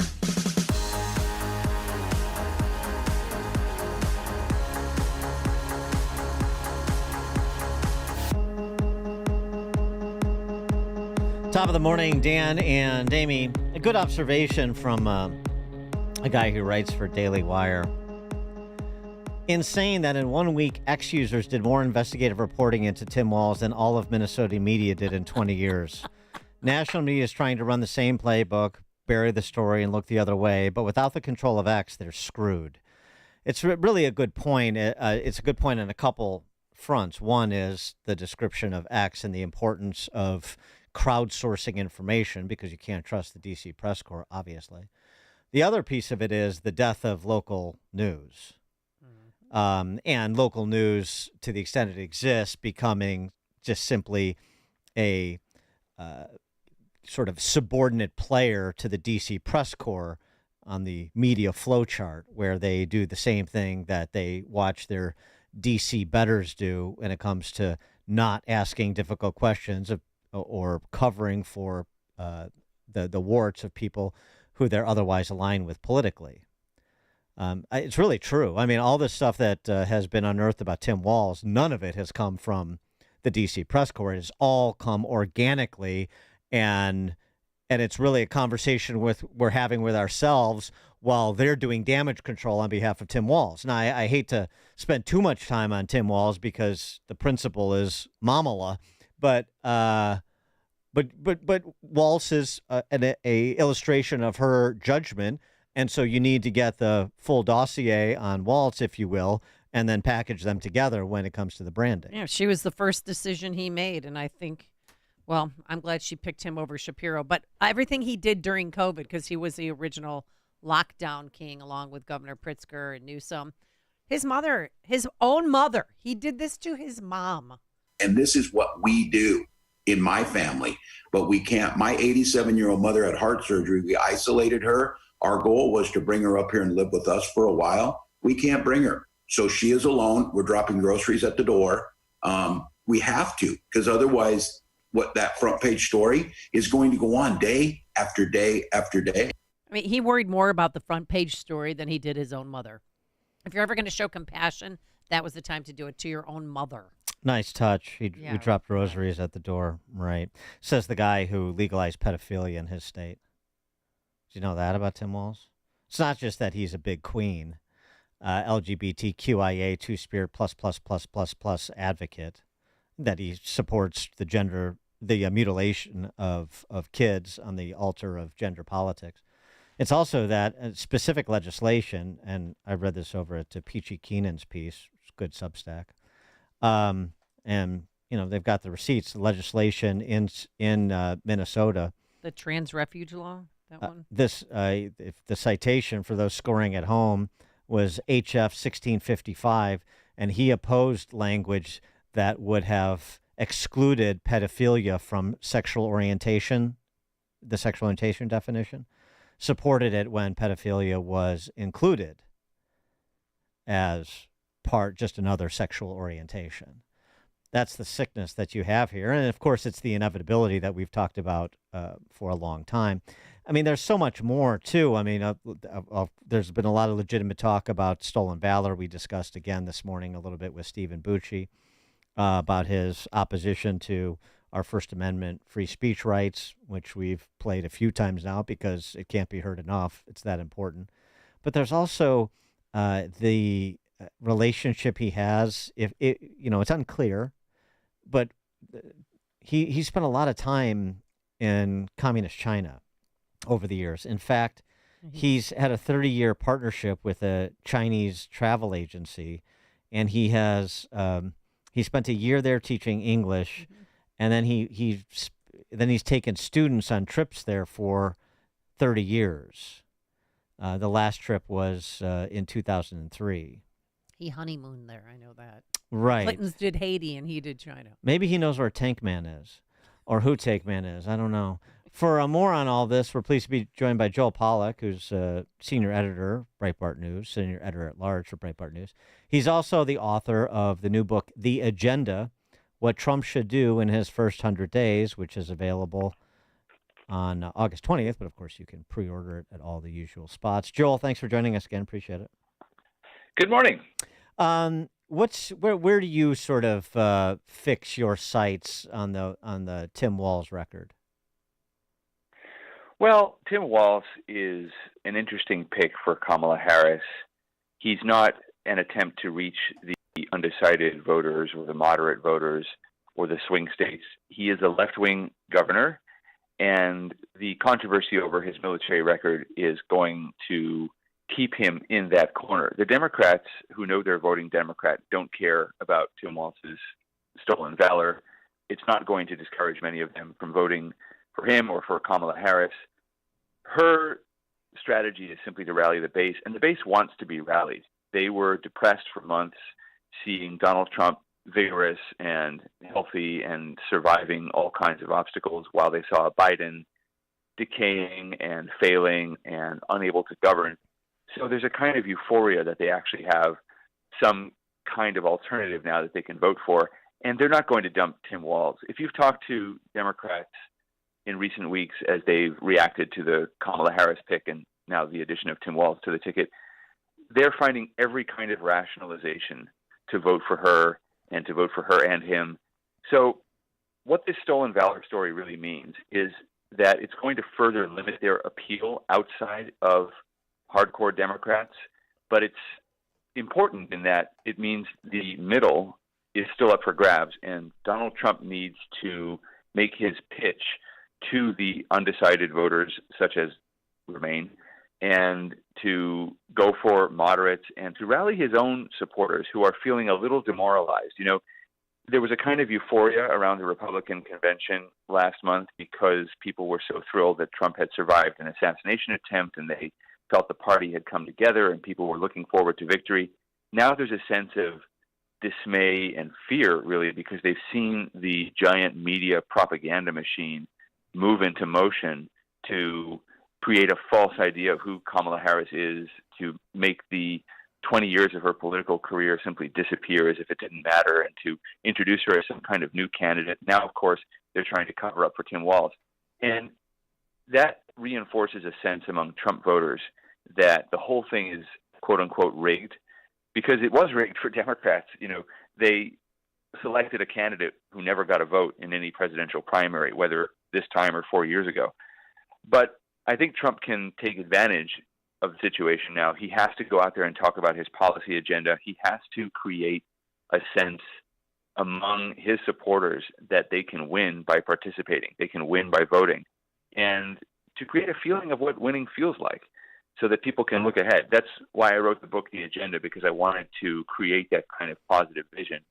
And I really think that's what's lacking right now. This election, I think, is still Donald Trump's to lose. He's not going to get the Democrats to change over. He's not going to reach the audience that Kamala Harris and Tim Walz are reaching, but he can reach his own audience. He can reach his own voters, and he needs to motivate them to stay in this just because they've watched this extraordinary turn of events, and just because they're watching the lies pump out on TV and on social media over and over again. That doesn't mean they should be discouraged. They can still elect him president if they stay involved and if he can give them a vision of where this is all going. The agenda, I mean, you know, gosh, Joel, I don't know. It sounds pretty nefarious. It sounds almost like Project 2025. Aren't you afraid that this is going to be branded as the new and improved version of Trump's Mein Kampf, like Project 2025 was allegedly? Project 2025 is a 922-page document that's a kind of telephone book for conservatives. Right. It was put together by hundreds of people. And I actually would have defended it on the basis that you need some kind of coherent governing strategy. I think it was a good attempt to say, okay, let's think about the future. Let's make sure that when there's a Republican administration and a Republican Congress, hopefully, that we can get our act together, that we can coordinate, not like last time in 2017 when Trump won and nobody was ready for it and people weren't sure where they were going to vote on Obamacare and so forth. I think it's actually necessary, and even though it's now been disavowed and thrown away and so forth, it'll still be useful. But I wrote the agenda without even knowing that Project 2025 existed, to be honest. And it's not a wish list of conservative priorities that you could achieve over 4 years in an administration. When I thought ahead to January 2025, I said, okay, what's it going to feel like when Trump takes office? And immediately I knew that the media narrative would become, oh, he's just a lame duck. He can't run for re-election. Let's talk about the candidates for 2028. They weren't going to give him a chance to govern. So I thought, okay, he can't waste any time. He's got to get into the White House and start issuing executive orders, executive actions, policy memoranda. He's got to do what is within his executive authority to do, and he's got to do it right away. So everything in the agenda is something that he can implement on day one. He doesn't have to wait for Congress. He doesn't have to wait to have the right people in the right agencies and so forth. Project 2025 is a really long-term plan, and no, I understand the difference. I like mean, nobody has a sense of what the overall picture is. My goal in the agenda was to say, this is what it looks like. This is what it feels like on January 20th, 2025. Well, so I mean, I assume that is executive orders in the direction of things like border security, that where the president has plenary power, personnel decisions. Is that the sort of thing you're talking about?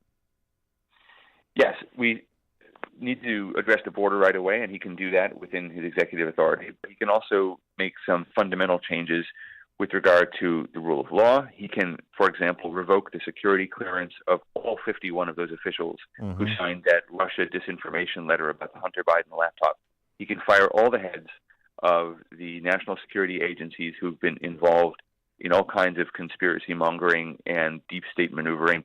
And I suggest that he can pardon nonviolent offenders on January 6th who simply walked across the lawn of the Capitol and so forth. It is offensive to Americans to see that we essentially have created political prisoners in this country. It violates our sense of the rule of law. He can do that right away. He can also take action on inflation right away. There are things that the president can do. Yes, the Federal Reserve controls the interest rate, but there are many things that a president can do. He can cancel, for example, some of the student loan forgiveness programs and some of the other COVID-era hangovers that Joe Biden has extended and extended again in an attempt to buy votes. Well, when people aren't paying their student loans, they're spending money on other things, which raises inflation. So there are things that Trump can do within his executive authority and that he should do. And he needs to say to people, I'm going to do this. If you vote for me, I can guarantee that I do this. This is not going to depend on some congressional bill passing. It's not going to depend on getting enough Democrats to break away and defeat a filibuster. It's not going to depend on whether I get this appointee confirmed or that appointee confirmed. This is what I can do on day one. So Project 2025 is an attempt to coordinate thousands of government employees along a conservative agenda. That's not what this is. The agenda, my book, is basically a plan for what Trump can do as soon as he gets to office. Well, we got to get him into office. And right now, she's still the it girl, Kamala Harris, and she's changing on fracking. We know about that. And then on the mandatory gun buyback program, she doesn't want to do that. But then over the weekend in front of, servers and bartenders, she said no taxes on tips now. Which, can't she and Biden change that right now, what they have in place? They could, and also she was the tie-breaking vote on the bill to add 87,000 IRS agents who are busy going after bars and restaurants. So we know from her record that she doesn't take that seriously, and she can't deliver the no taxes on tips pledge. But I would caution against getting too wrapped up in Kamala Harris and what she's doing and what the media are saying. We know her. She has the most left-wing record of any senator in the Senate. That was in 2019, her last year before running for president. We know that she is incompetent in office, and we know that right now she's still hiding her policies. There's nothing to her. She cannot govern, but she's going to get Democratic votes because they're desperate for a candidate. Again, if you talk to any of your Democrat friends, they're going to make up some reason to vote for her that has nothing to do with reality. It's not about what her policies actually are. She can't defend her policies. What Trump has to do to win is talk to his own supporters. He's got to talk to the people who are going to want to come out, but they want to know that he can win if they do so. Because getting all wrapped up in Kamala Harris reminds Trump supporters that the Democratic Party rigs its own primary, they rig their own presidential nomination, and they would rig the election if given the chance. You can't remind people of that because it discourages them. You've got to stick to what Trump is going to offer, what he's going to do on day one. And we can complain about media bias, and believe me, that's how I make my living because there's so much of it around, and it needs to be debunked and deconstructed and all of that.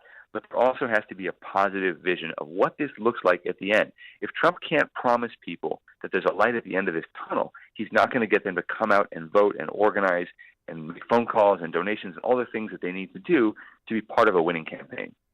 Joel Pollock, senior editor-at-large for Breitbart News. His new book, as we've been discussing in part, The Agenda, What Trump Should Do in His First 100 Days. It's available August 20th, but order it now. The Agenda, What Trump Should Do in His First 100 Days. Joel, thank you as always. Thank you.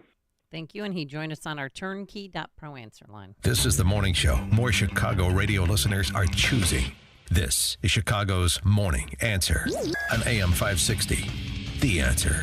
This is Sean Thompson. When you go on vacation, does it make sense to have somebody else pack for you? Of course not. The same can be said for your retirement. Your 401k could be packed with things you don't know about or even need. If you're close to retirement, but you don't have a plan customized to your goals, it's like kind of taking a 30-year vacation with no idea what's in the suitcase. Sounds like a stressful way to begin what should be a relaxing time.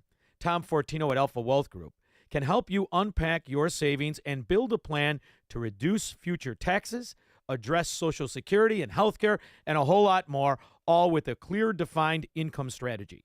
Call the Alpha Wealth Group at 630-934-1855.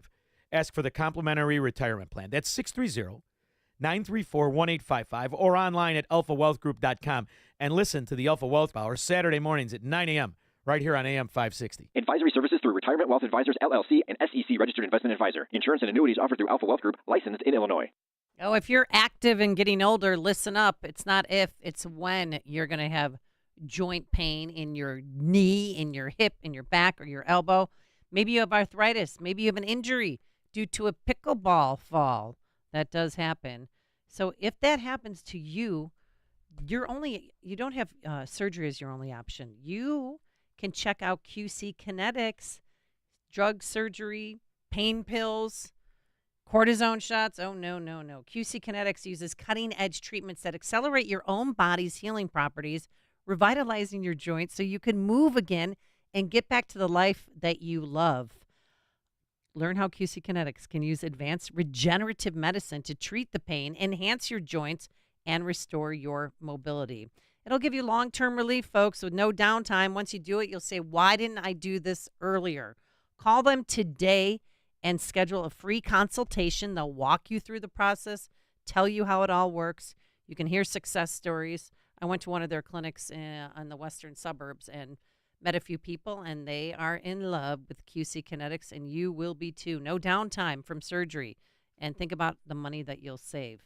Here's the number to call, 312-809-5955. That's 312-809-5955. Again, 312-809-5955. Hi, I'm Angie Hicks, co-founder of Angie. And one thing I've learned is that you buy a house, but you make it a home. Because with every fix, update, and renovation, it becomes a little more your own.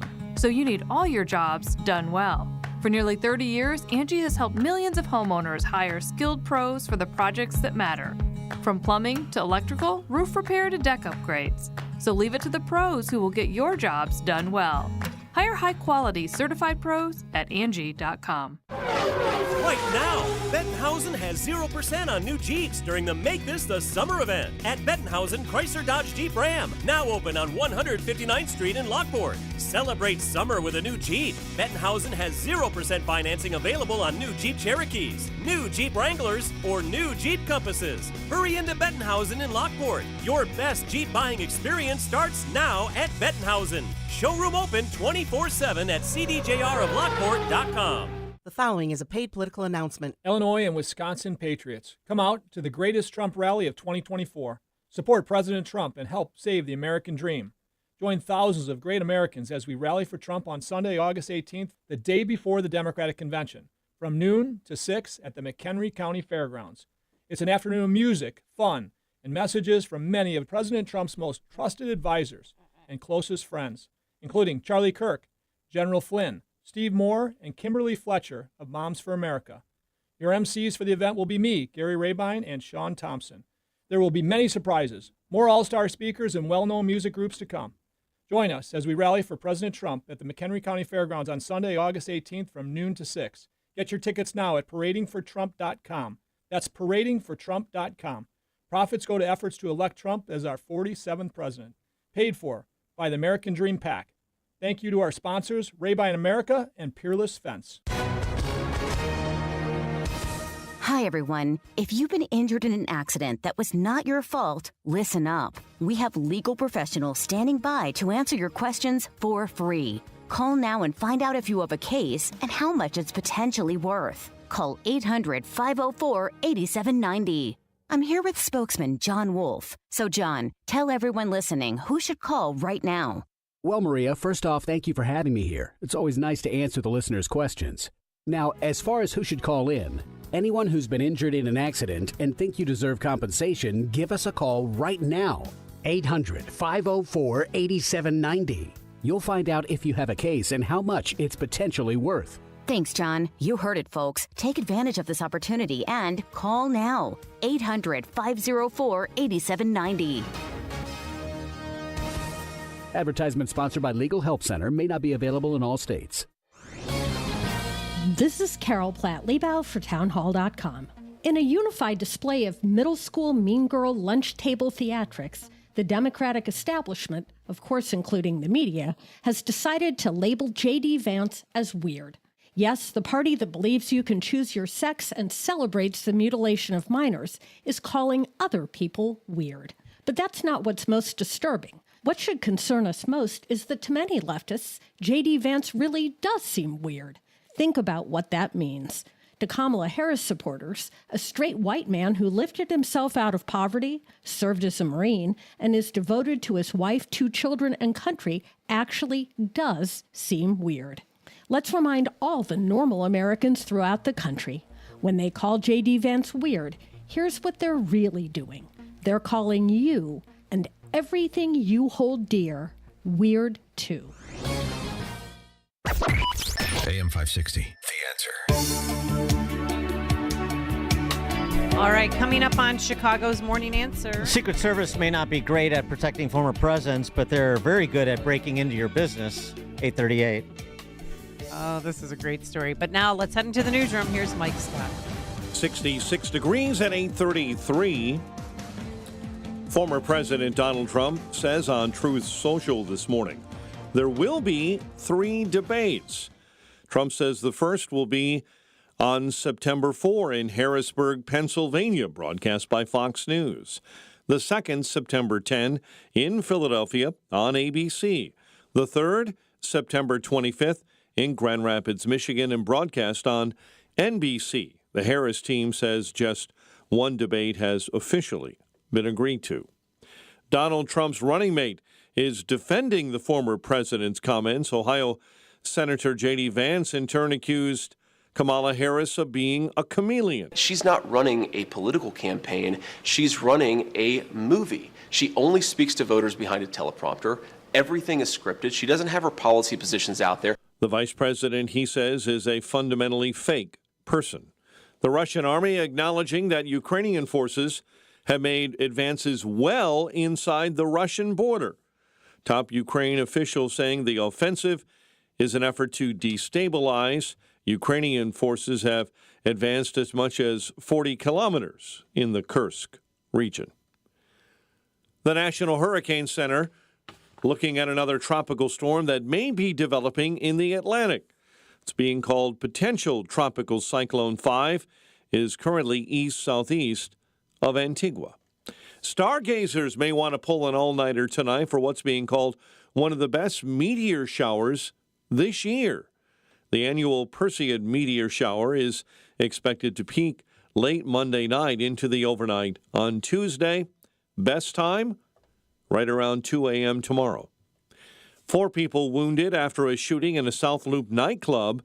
Chicago police say it occurred this morning around 3:36 a.m. in the 700 block of South Clinton, 1 in critical condition.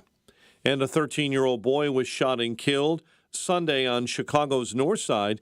Chicago police say they responded to the 6,000 block of North Kenmore in the city's Edgewater neighborhood around 8 p.m. They located a gunshot victim, a boy with a wound to the head. He was rushed to a nearby hospital and later died. Cubs swept out the White Sox with a 3-1 win Saturday.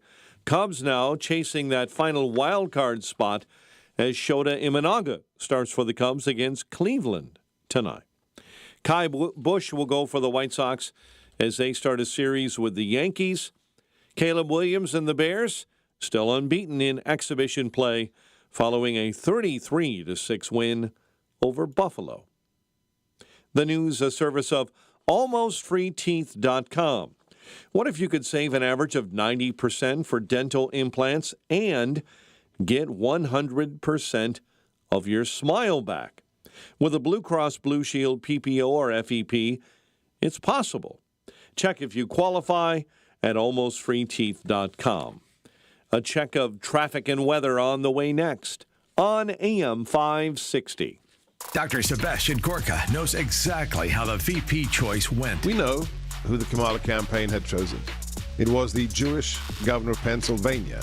A video had been leaked congratulating him, but it was not enough. His groveling to the pro-jihadi wing of the Democrat Party availed him naught because the Jewish governor was thrown under the bus. America First with Dr. Sebastian Gorka. Afternoons at 3, right before Sean Thompson at 4 on AM 560.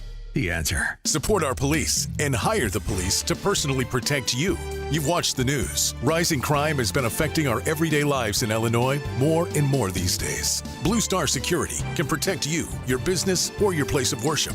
Blue Star Security is the only security company in Chicago with over 900 off-duty police officers, all W-2 employees. I'm Anthony Varchetto, president of Blue Star Security and a 20-year law enforcement veteran. The Blue Star team is made up of over 900 state-certified active and retired law enforcement professionals. We serve businesses and private organizations with supply chain and special event security, and also protect our loved ones at places of worship and schools all across the Chicagoland area. Blue Star Security's technology allows mobilization of off-duty officers quickly and efficiently. Our primary mission is to provide unparalleled protective services for each assignment with integrity, while maintaining our commitment to community service in the Chicagoland area. Visit online to schedule a free security consultation at bluestarsecurityllc.com. That's bluestarsecurityllc.com. Hold off on purchasing your first order from Balance of Nature because I've got some information you need to hear. If you go to balanceofnature.com to buy their popular fruit and veggies supplements, a discount offer will pop up. It may say 20 or 25% off your first order. Don't click that because if you use my code, you'll get 35% off your first order, plus free shipping. Now, my special promo code is Mike G. Use my code and save big. Here's another bonus. Balance of Nature has a risk-free money-back guarantee, so go ahead and find out for yourself what so many of us already know. There's no other product out there like Balance of Nature when it comes to fruit and veggie supplements. Whether you order online or call them direct, use the promo code MikeG and you'll get this special offer of 35% off and free shipping. Just call 800-246-8751, 800-246-8751. Use the discount code MikeG or order online, balanceofnature.com. Use the discount code MikeG to get 35% off. President Trump says Newsmax is terrific. Mike Huckabee says he's tuning in like millions of Americans. Newsmax is now the fastest growing cable news channel in America. Watch Newsmax on cable, streaming, or on the free Newsmax app. And Newsmax has announced it plans to go IPO soon. For a limited time, eligible investors can even buy preferred shares in Newsmax, and they come with a 7% dividend. Get the details about Newsmax's planned IPO and shares. Just go to newsmaxinvest.com. Forbes says Newsmax is a news powerhouse. Get Newsmax shares. You can even buy shares with a credit card at newsmaxinvest.com. Whenever making an investment decision, you should consult your attorney or financial advisor. And investors are responsible for conducting their own due diligence regarding investments and for all tax and other risks and obligations. Don't miss out. Find out more at newsmaxinvest.com today.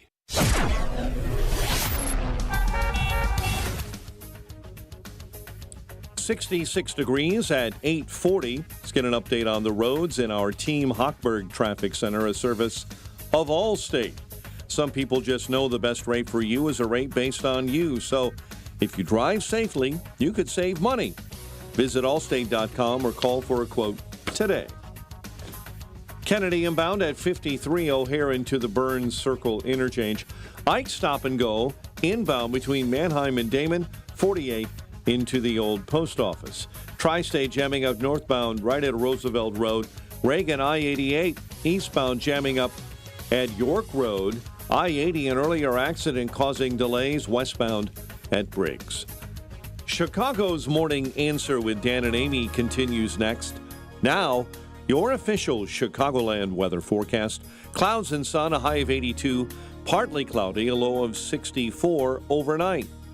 Currently partly sunny and 66. Next news is at 9, and Chicago's Morning Answer continues next on AM 560, The Answer. Now, from the Signature Bank Studios. If you're looking for the latest news, insight into what it means, and the sharpest opinion, there's only one station in Chicago where you can turn, and it's this one. We're AM 560, The Answer.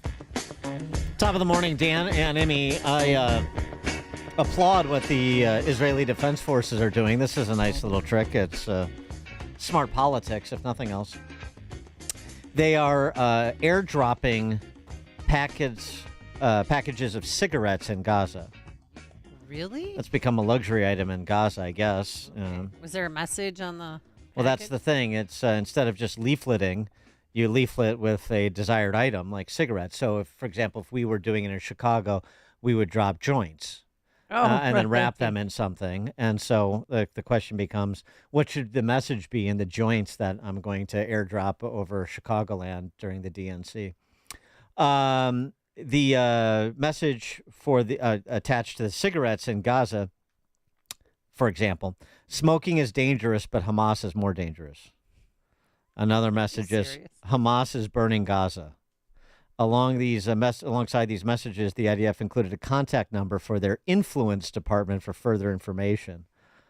I mean, I don't know that that's going to win hearts and minds, but maybe it dulls the blade a little bit. Maybe it gets a few people who are otherwise programmed to support the death cult called Hamas to think a second time.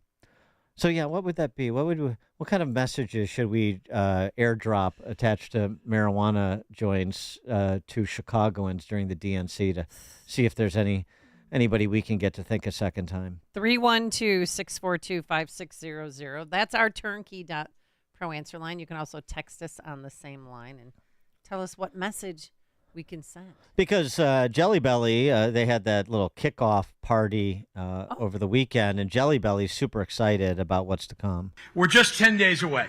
And honestly, this is going to be a truly historic convention. Oh, it is. And it's for a lot of reasons that have already been mentioned. But, we're about to host the most energized convention ever in the history of political conventions. He was also excited because they recovered those 11,000 cases of chicken wings that cafeteria worker stole from the Harvey School District. Yeah. And one of the reasons it's going to be historic is because he is going to eat all 11,000 cases of chicken wings in one sitting. And $1.5 million worth of chicken wings. It's only in Chicago. He can afford it. He can afford it. And also, he's going to be drinking his new beer.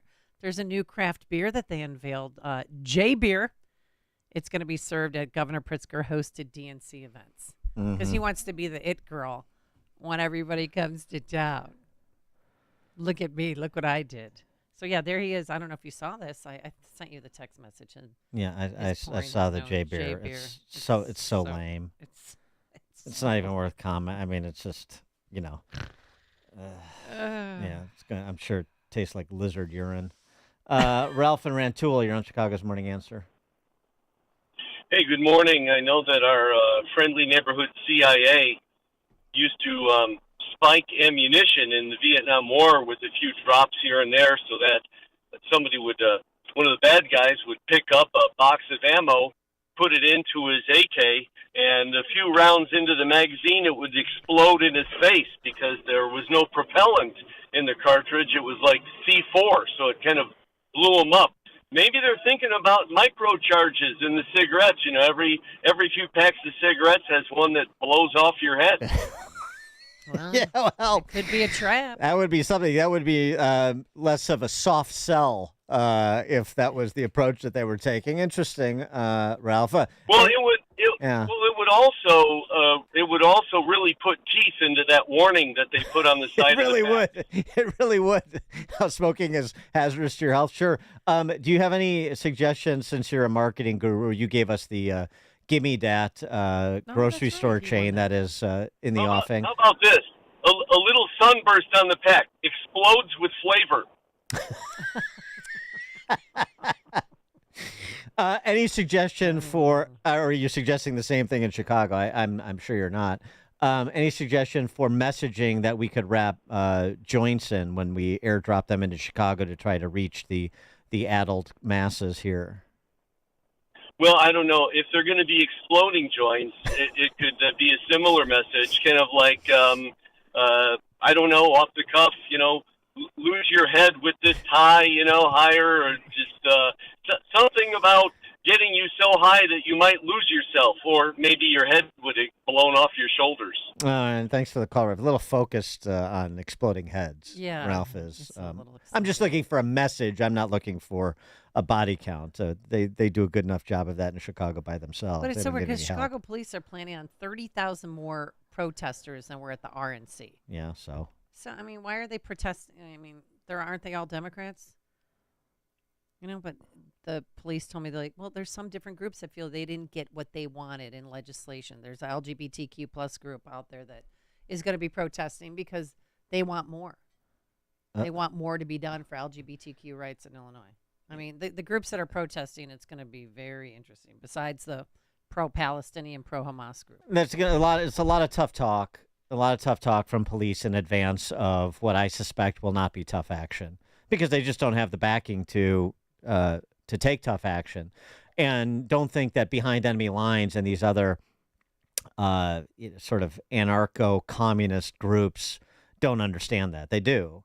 And so you can have all the little protest zones you want. It's not going to stop them from going to do what they do when they come to Chicago and partner with their indigenous comrades in arms in Chicago, which is shut down Lakeshore Drive, run around Grand Park, try to provoke police as much as possible, take down any statue that's left up that offends them, and so on and so forth.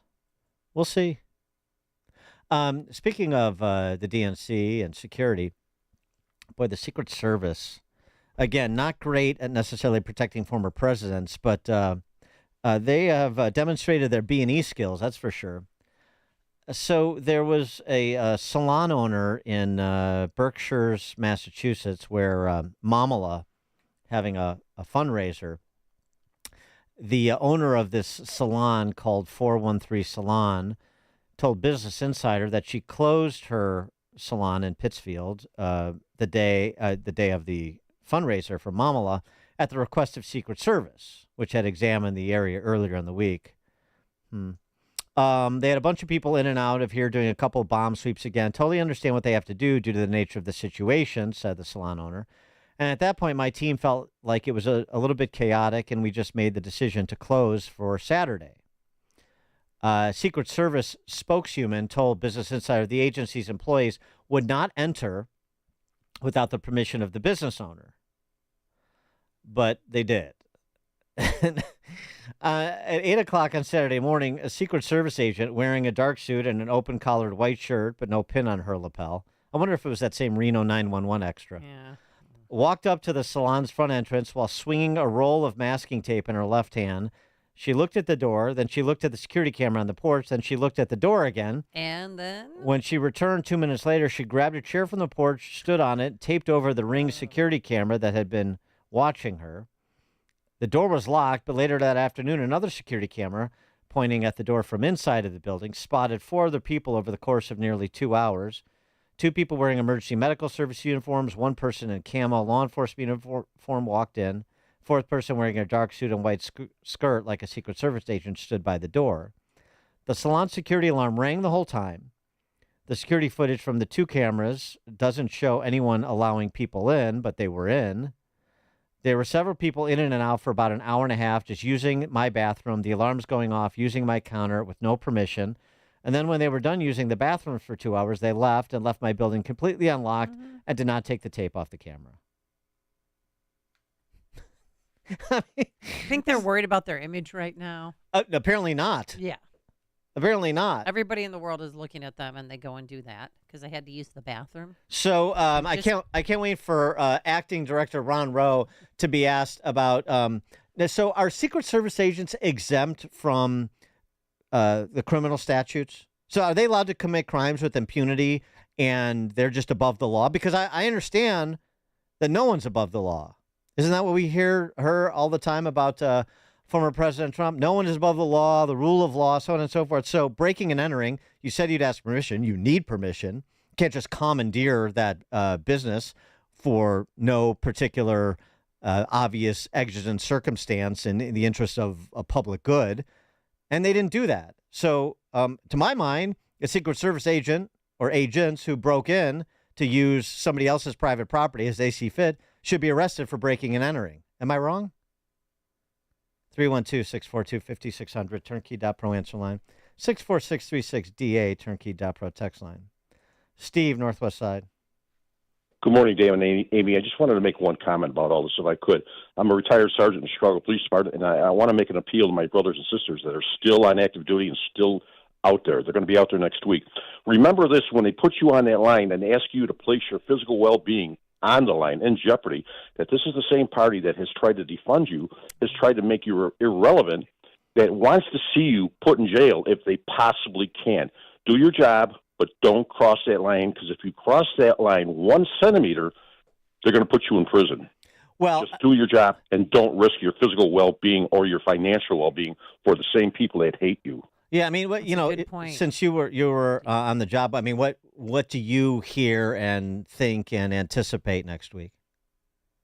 I think this is going to be probably 1968 times, I don't know, 5. I think Really? It's going to be bad when you look at when you look at all these groups that are out there. The terrorist Hamas supporters, the LGBT, now we hear LGBTQT, whatever it is, they're out there. And then you got Antifa. I'm sure Antifa is going to be out there. They seem to travel all over the world and demonstrate against whatever beef they have.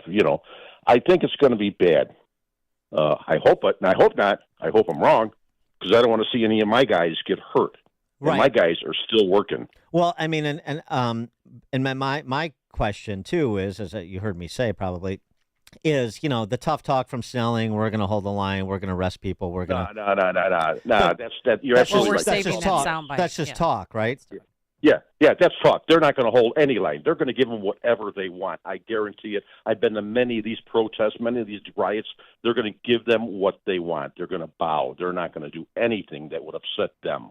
Well, if that's true, it's been that way for If that's been that way. Sorry, go ahead, Steve. It's been that way ever since I was on the job. Yeah. I don't remember ever taking a hard stance. Let them riot. I mean, I can't begin to tell you how many. We used to go to these anti-protest. We put us in uniform every Saturday morning. We'd have to go to these abortion clinics and maintain the peace.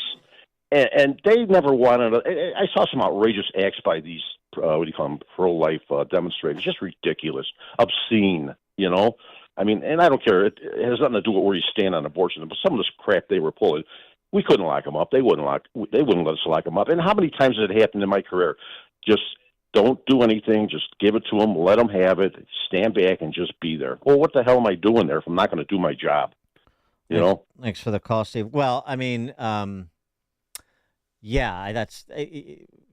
this is what we saw in Ferguson on Friday night. Is when your posture is to appease. These professional agitators know this, and they're going to roll right over you. So if Steve is right, that makes perfect sense that he would be predicting 68 redux. Text from Amish texter regarding those Secret Service agents that broke into the salon in Massachusetts. They better not have popped any of her popcorn. The salon's owner. Yeah. Yeah. Or drank a hot or half pot of coffee. Don't forget about the coffee. Well, the difference is Chicago police had the clearance to be in Bobby Rush's office. Secret Service did not have clearance. And then No, in fact they said the opposite. They would not commandeer her private business without asking. But they didn't ask. they didn't and ask, they did commandeer. and then they left the door open and unlocked, and they didn't take the tape off the surveillance camera. Horrible guests. Chuck in Delavan, Wisconsin.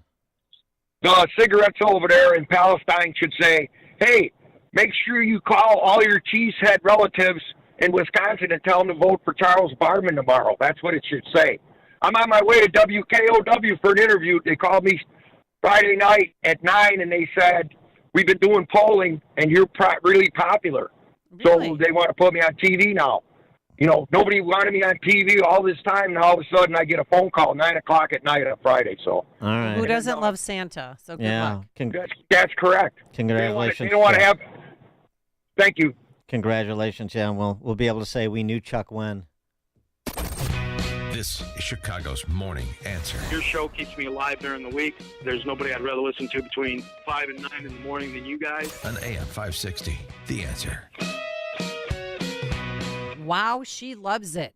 Hi, Amy Jacobson here, and I'm talking about a woman that I met at the pool. Arthritis robbed her of so much, but there's effective ways to deal with that pain without drugs or surgery. She went to QC Kinetics. They use cutting-edge treatments that accelerate your own body's healing properties, revitalizes your joints so you can move again. So if you're living with chronic pain, like my new friend I met at the pool, you need to know that steroids and surgery and pain pills no longer your only option.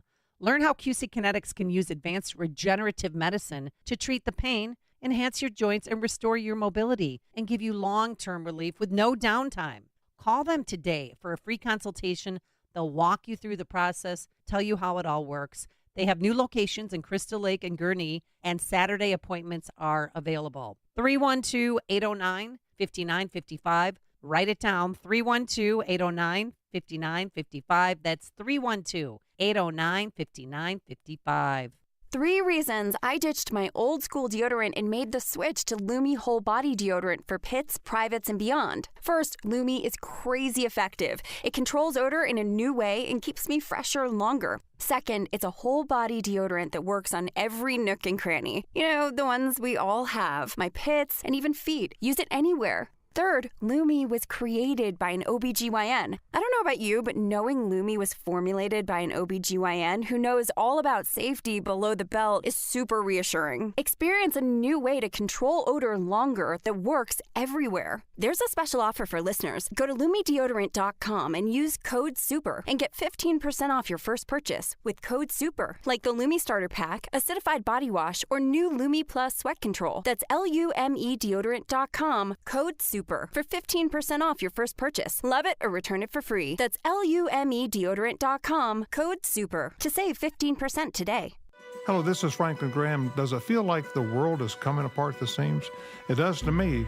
What do we do as Christians? Do we just sit back and let it happen, just waiting for Christ to return, and we just sit on our hands? No, we don't do that. He's called us to action. He's called us to take the gospel to the ends of the earth, and that's what we do. As Samaritan's Purse we go, and we go in Jesus' name, whether it's with a truck full of shoebox gifts or an army of volunteers ready to help wherever they can, or whether we fill up one of our cargo planes and respond to the far corners of this earth. Wherever there is a need, we go and we help in Jesus' name. Don't just sit back and wait for Jesus to return. You have one life. Make it count. You can be a part of taking the gospel to the ends of the earth. To find out more about Samaritan's Purse and how you can be involved, go to SamaritansPurse.org. That's SamaritansPurse.org. AM 560, The Answer. All right, Dan, Deputy, anything to add? You know where I get that from. It's such an odd sign-off. Well, do you know what it's from? My line in U.S. Marshals. I know. Okay, you don't like it? I mean, I'll tell our program director that you don't like that. That's your moment that you want to capture for all time. That's your signature line. All right. I'm still getting checks. Yeah. Got one I'm giving you the same answer Tommy Lee Jones did, which is nothing. Thanks so much to everybody. We'll be back here bright and early tomorrow morning at 5 a.m. It is now 9 a.m. WIND Chicago. Will it be this week? I'm Dave Anthony, Fox News. That is the big question in Israel. Preparing for the attack Iran vowed, and the U.S. is also preparing to defend Israel.